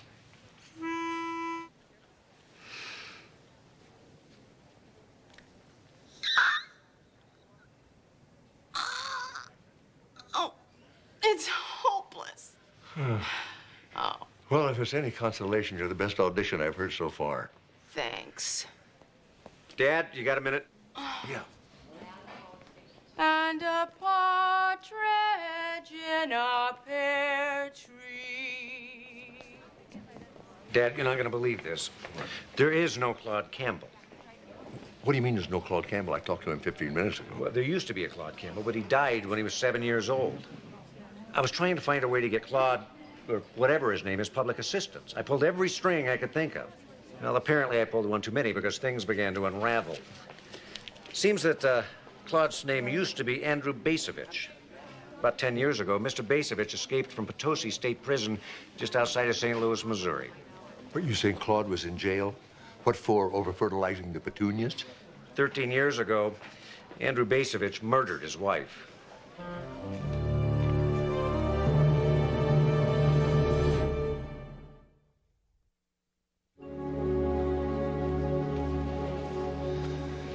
This whole thing's a little confusing to me, Claude. Or should I call you Andrew? No, Claude. Andrew was a whole other lifetime. I can't believe that I was ever that fella. An escaped felon, you mean? I didn't kill my wife, Lieutenant. I loved her. But you were convicted, and you did break out of jail. I wasn't guilty. Now, I can't say that I blame that jury for convicting me. I was found at the scene minutes after my wife had been stabbed. Covered in blood with the murder weapon in your hands. I found my wife dead on the kitchen floor. Someone hit me over the head, and when I came to, the police were there. They arrested me. Did you have a bump on your head? They said it was self-inflicted. Hell, if I'd been on that jury, I'd probably have convicted me, too. But you didn't do it. No. Would you tell us if you had? I'm going to see St. Peter pretty soon. Do you think that I really want to hear him say, Claude, you old bag of manure, we were going to let you in, but you went and lied to your friends? Do you have any idea at all who did it, Claude? I wish I did. I've had plenty of time to think about it. You know, I think obviously this has been a mistake. What we have to do is clear it up. The state of Missouri has already begun extradition proceedings. Well, I'm Claude's doctor, and it is my medical opinion that he's not physically fit to travel. I won't authorize it.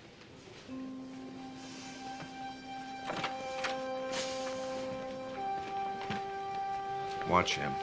Dad, the law says that Andrew Basovich, alias Claude Campbell, goes back to Missouri. The man is terminally ill. Dad, if I don't take him back, they're just going to send someone else out to get him. You know that. The hospital's got a lockdown ward. Until somebody arrives from Missouri to pick him up, you can put him in there, okay?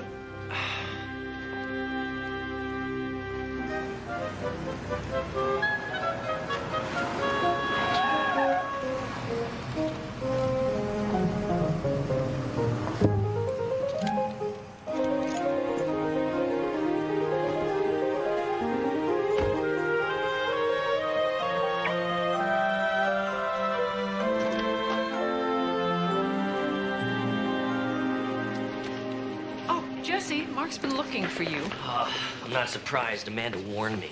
Warned? Well, he can hold his breath because 1, I hate barbershop. 2, I'm not even going to the Christmas party. 3, I think I'm coming down with laryngitis. And 4, I can't sing. And 5, did I mention I hate barbershop? Yeah, you mentioned that. The only reason I'm even here is because I forgot my Palm Pilot and I need addresses so I can send out my gifts. All Mark wanted was the name of that friend of yours, the hypnotist. Connie Hazeltine? I don't know. She's your friend. Hey, Connie Hazeltine, can you tell him I'm in a hurry? Sure.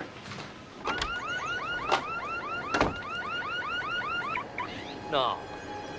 No. No! Son of a... I can't believe this. I cannot believe this. This can't be happening. Why does this happen to me? Jesse, my God, what happened?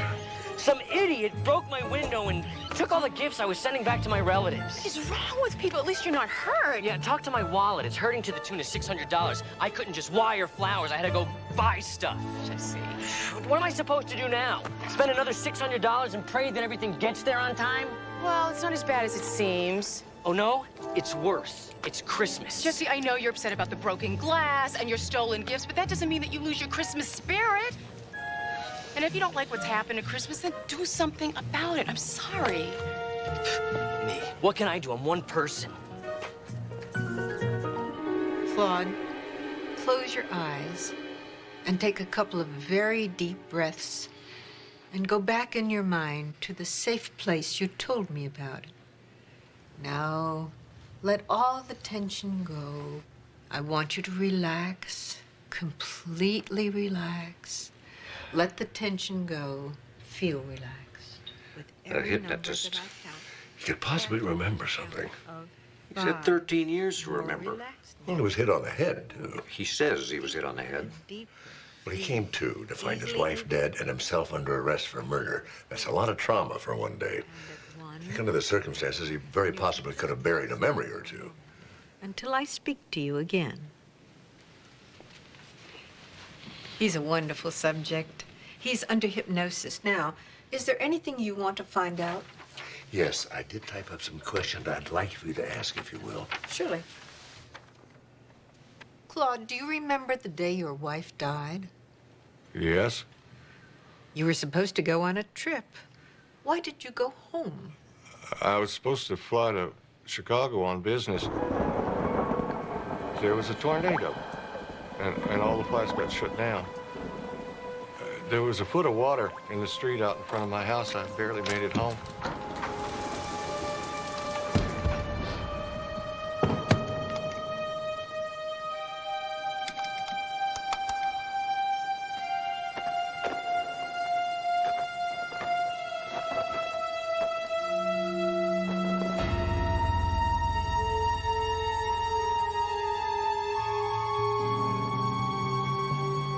It was supper time, so I went in the kitchen, and my wife was lying with a knife in her back on the floor.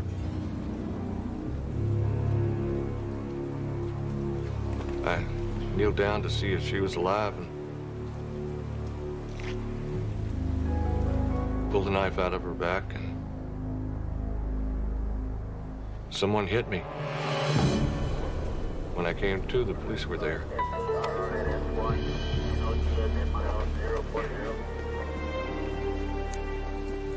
Claude, can you remember anything else? Anything at all? A smell. smell. What was it? Graham crackers and chocolate.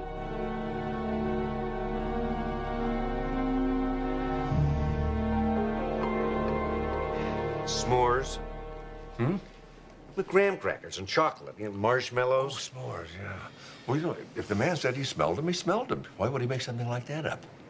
I don't know. Maybe he wants you to think a troop of renegade Girl Scouts did it. He did well. Yes, he did. Doctor, thank you very much. I'll call you later. You're welcome. God, I'd like to speak with Claude for just a moment. Did I come up with anything? No. Well, just a second. You came up with a smell. Graham crackers and chocolate.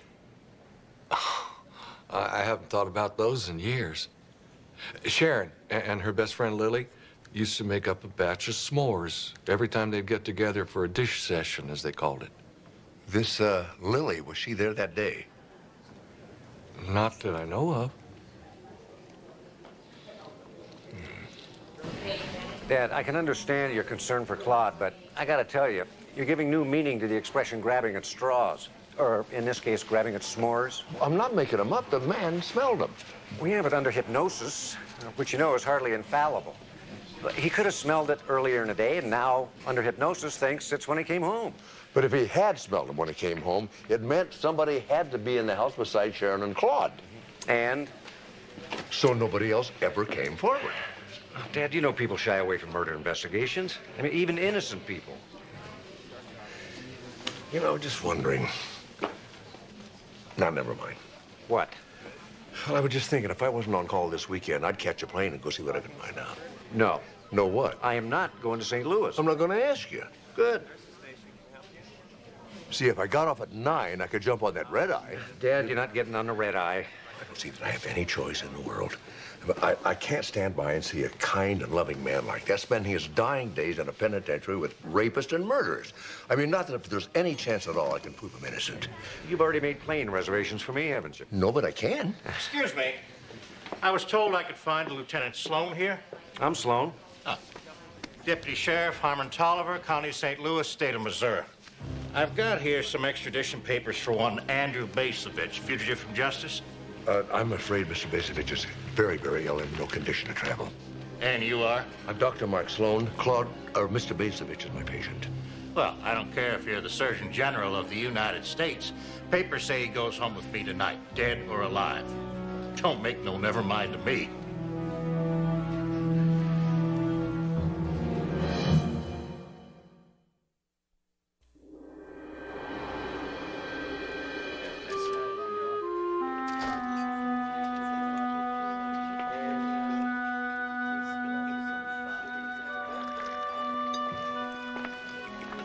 Mind if I join you? Not at all. Sweetener? No, thanks. I just wanted to let you know that based on Claude's physical condition, Judge Hamilton has allowed a temporary stay on the extradition order. Well, I'm happy for you, Doc.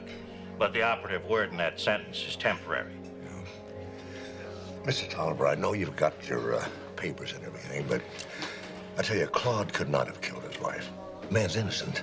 He was convicted, sent to prison, and escaped. I believe in him. So you said. Look, Doc, I'm delighted to stay in your sunny Southern California over the weekend. St. Louis being as cold as a witch's hiney this time of year. But come Monday,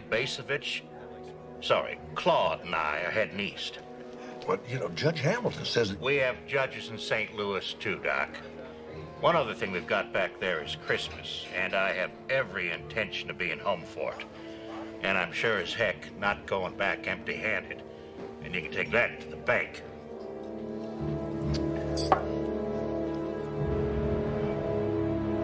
So let me understand this now. You came all this way because your father is convinced that Basovich is an innocent man. Well, I know it sounds a little, I don't know. I've got an old man, too. I'm 56 years old, and when my dad says jump, I still say how high. Well, my dad's M.O. is a little different. He tries to convince me that jumping is my idea. Different style, same results. Take a seat there. Thanks. So, LAPD, huh? You run into lots of movie stars out there? Well, on occasion. On the Basovich case, you were the investigating officer? That it was. We had a hypnotist put Basevich under and regress him to the night of the murder. Hypnotist. You really are from Hollywood, aren't you? I guess it's not exactly conventional. You guys from L.A., you crack me up. So, what'd you find out? He's a multiple personality or something? No, nothing like that. He remembered a smell. Oh, a smell.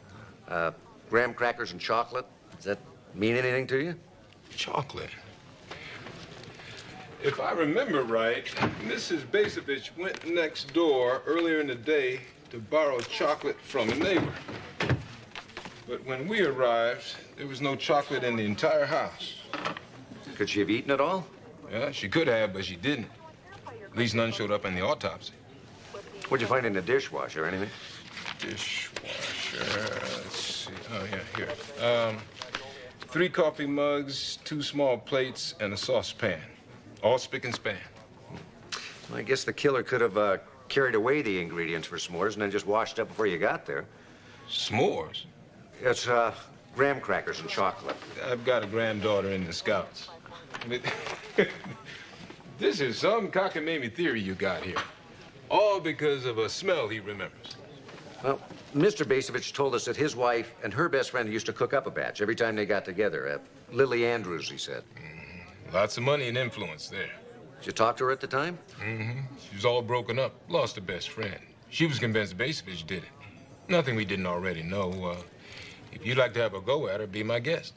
Well, I wouldn't mind touching all the bases, just for my father's peace of mind. Mm-hmm. If you run into anybody out there that needs a police consultant on a movie or something... Oh, I'll be sure and give them your name. Thank you, Captain. All right.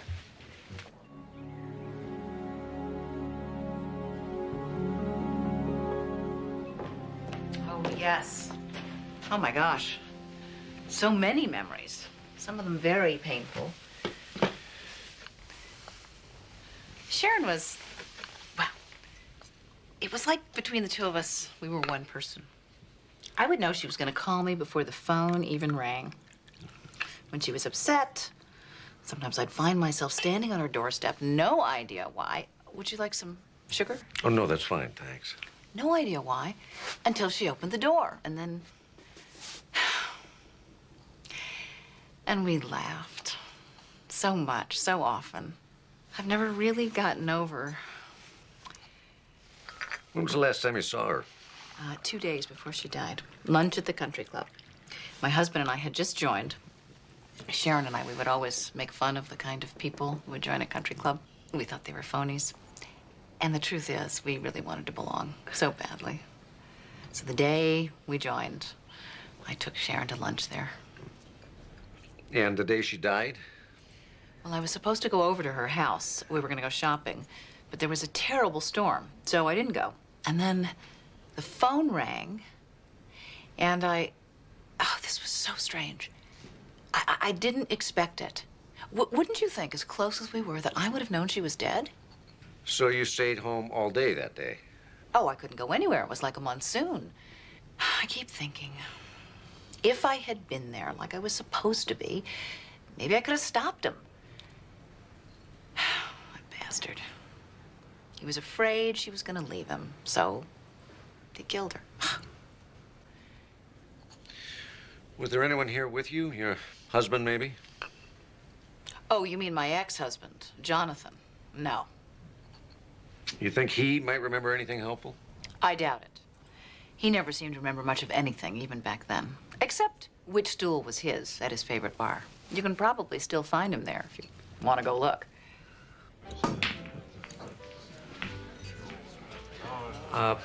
Jonathan Andrews. Oh, there's a hell of a coincidence. Happens to be my name, too. I'm Steve Sloan. I'm with the Los Angeles Police Department. Where are you lost? That's easy to do. Those damn freeways. You know, I was out there once. I was on my way to Newport Beach. Next thing I knew, I'm in Bakersfield.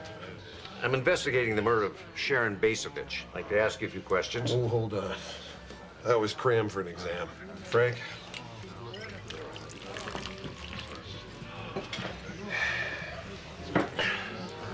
Fire away.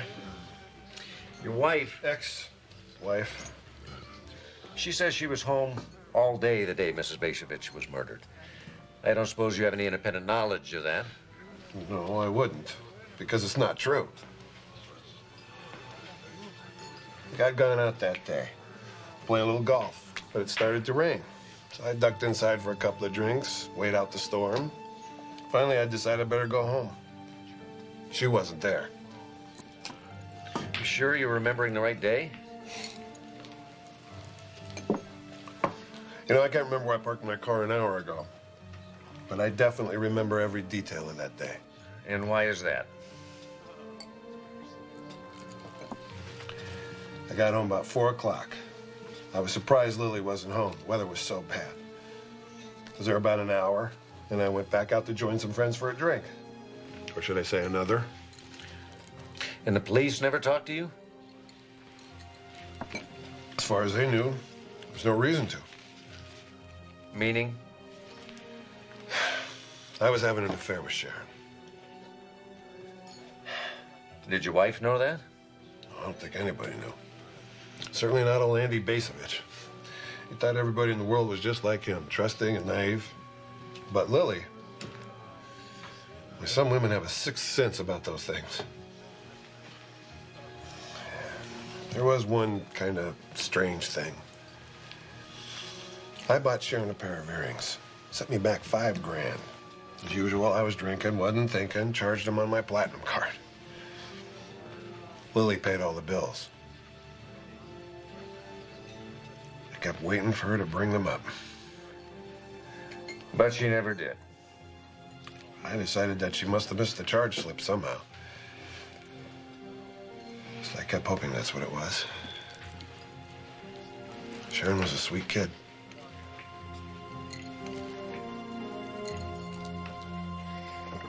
Oh, so you know, Maddie, I was thinking, what better way to get into the Christmas spirit than by digging into a big fat plate of sticky, messy ribs?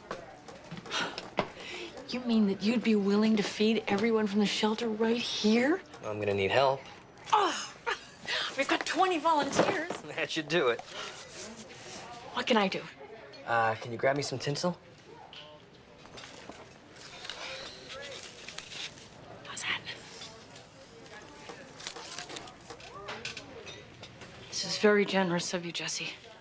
Well, I figured I could spend the $600 on my family, or I could spend it on a bunch of strangers who aren't gonna get drunk and tell me that I'm not successful enough, or thoughtful enough, or tall enough for that matter. You're very tall to me. The earrings was one piece of evidence we held back from the media. When we found Sharon Bazovich, the lobes were torn through, like someone had ripped the earrings right off of her. At the time, we thought maybe the husband, you know, to make it look like a robbery. But you never found the earrings? Nope. And Bazovich didn't seem to know anything about them. I mean, you had to be in one god-awful rage to rip earrings off like that. And you'd have to be a fool to hold on to them all these years. Yeah, some people like trophies. Well, let's go see a judge about a warrant.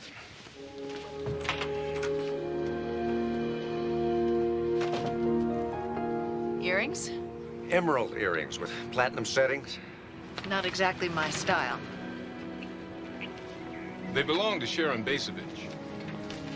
And you think that she gave them to me? Or maybe you took them.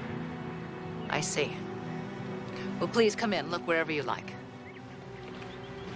The warrant isn't for your house, ma'am. It's for your safety deposit box at Merchant Trust. It's where your ex-husband says you keep all your valuable jewelry. We'll need you to come along with us. If you'll excuse me, I'd like to change my clothes.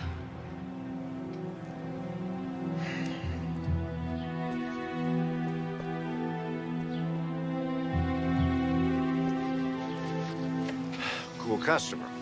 It's probably a wild goose chase.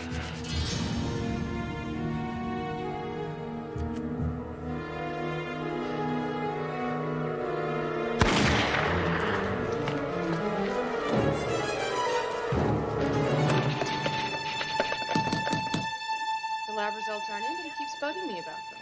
What'd you tell him? I didn't know what to tell him. Hey, good looking. How did I ever miss you? Excuse me? Amanda, this is Deputy Sheriff Harmon Tolliver. How do you do? When I had my hernia operation last summer, I sure as heck didn't see any nurses who looked like movie stars. Amanda Bentley is a doctor. Even better. Gorgeous and rich. If you'll excuse me, I have some actual human beings I need to attend to. Likes to play hard to get, huh? You sent for me? Yes, I had a call from my son in St. Louis. The police are satisfied that the person who murdered Mrs. Basovich is a Mrs. Lily Andrews. No fooling.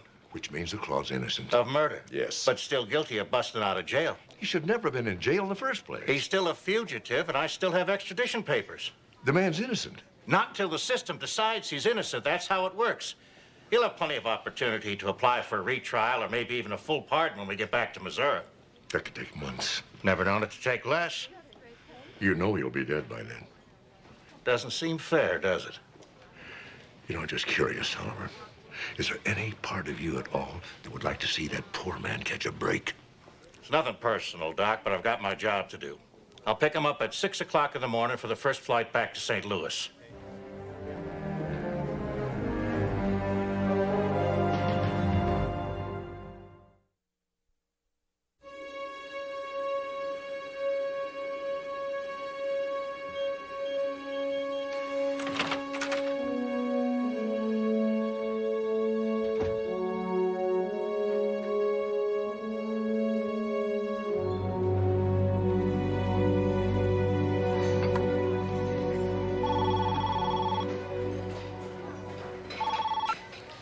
Merry Christmas, Barbecue Bob's. Hey, Mark. No, Steve's not here. Who? Yeah, he's here. Why? Okay, sure. Yeah, I got it. All right, bye. You know, honey, I'm gonna kind of miss this place. Oh, yeah. You know, you might want to consider sticking around for another day. Yeah? And I've got a feeling you're about to offer me a deal of some sort.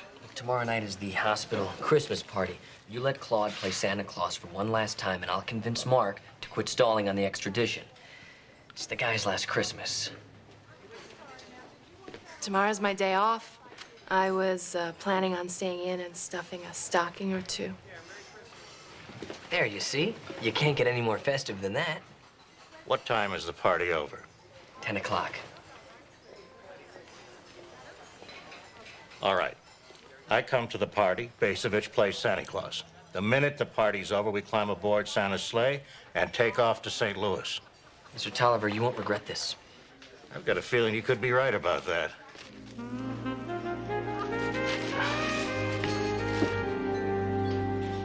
Jess, I got a message you were looking for me? Oh, yeah. Hey, I'm really sorry, Steve, but I need you to work at Barbecue Bob's tonight. Oh, no, you don't. It was your idea to bring all these people in. I have to operate. On Christmas Eve? Yes, Dr. Smith, son, Tinton, asked me to help. It's a transplant. Doctor who? On a young boy who's going to be given the gift of sight. Oh, I don't believe this. Steve, can you imagine waking up on Christmas morning, seeing the world for the first time? I know you're going to miss the party, but... I just wish you'd given me a little more warning. You're going to have 20 volunteers. It'll be a snap. It's a Christmas party.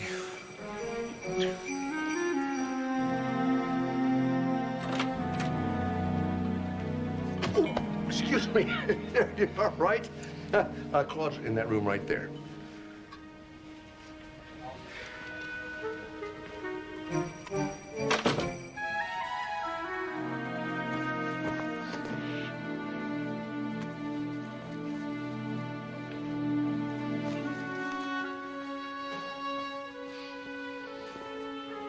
One piece of advice. Any funny business, and I'll cuff you right in front of the kiddies. Seat yourself back there. Anywhere's fine. Yeah. Seat yourself anywhere's fine. Right back there.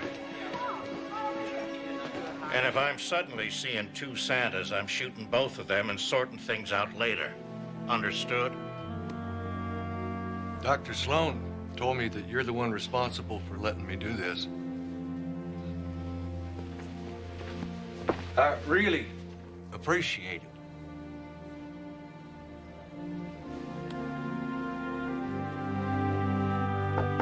All right.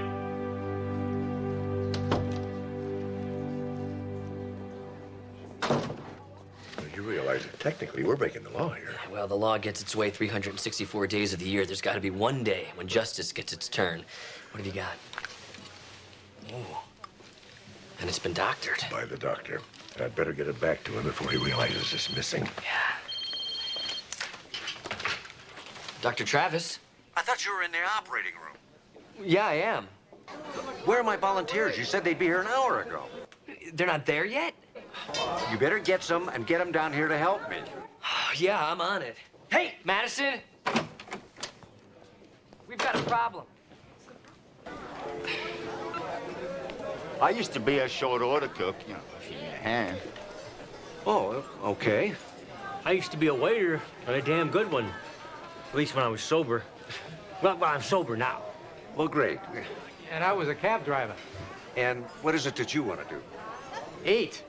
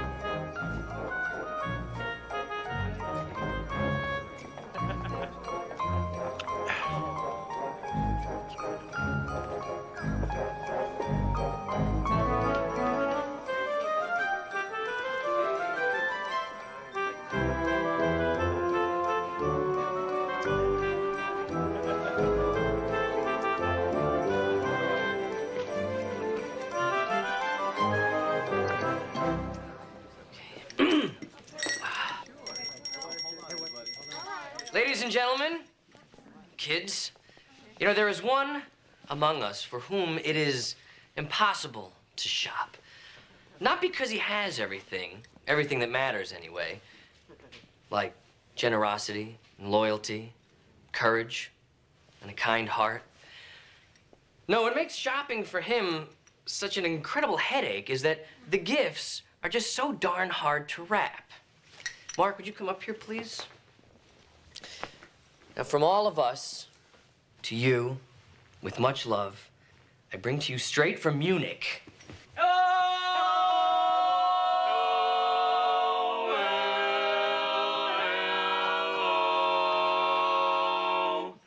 Hi. Hi. How was Munich? Oh, fantastic. Come on, join us.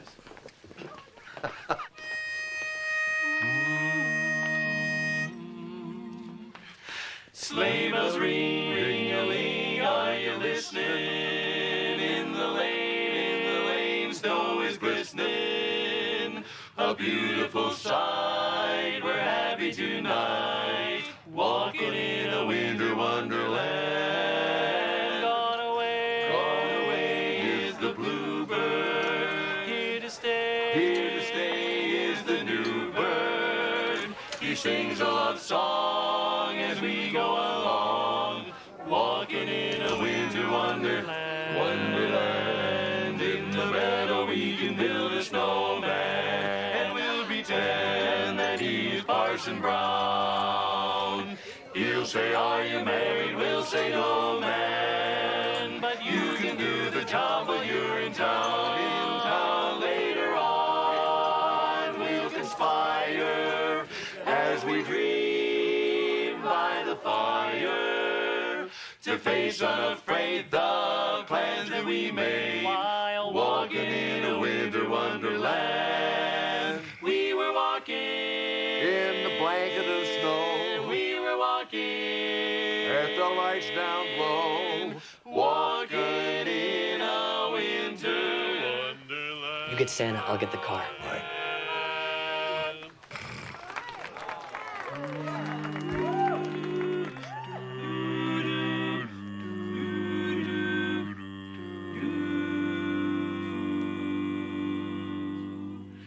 Stay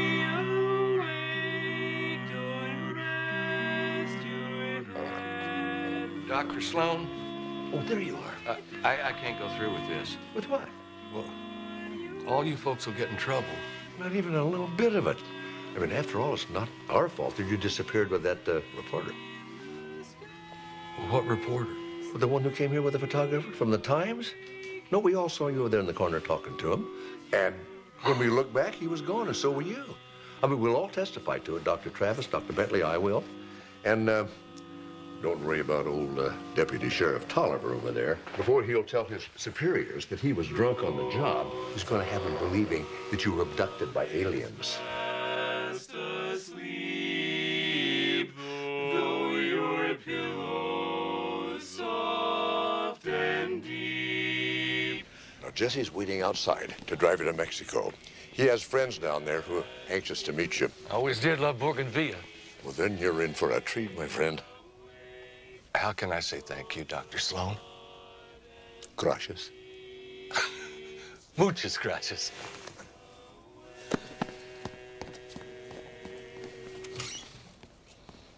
Vaya con Dios, my friend. Vaya con Dios.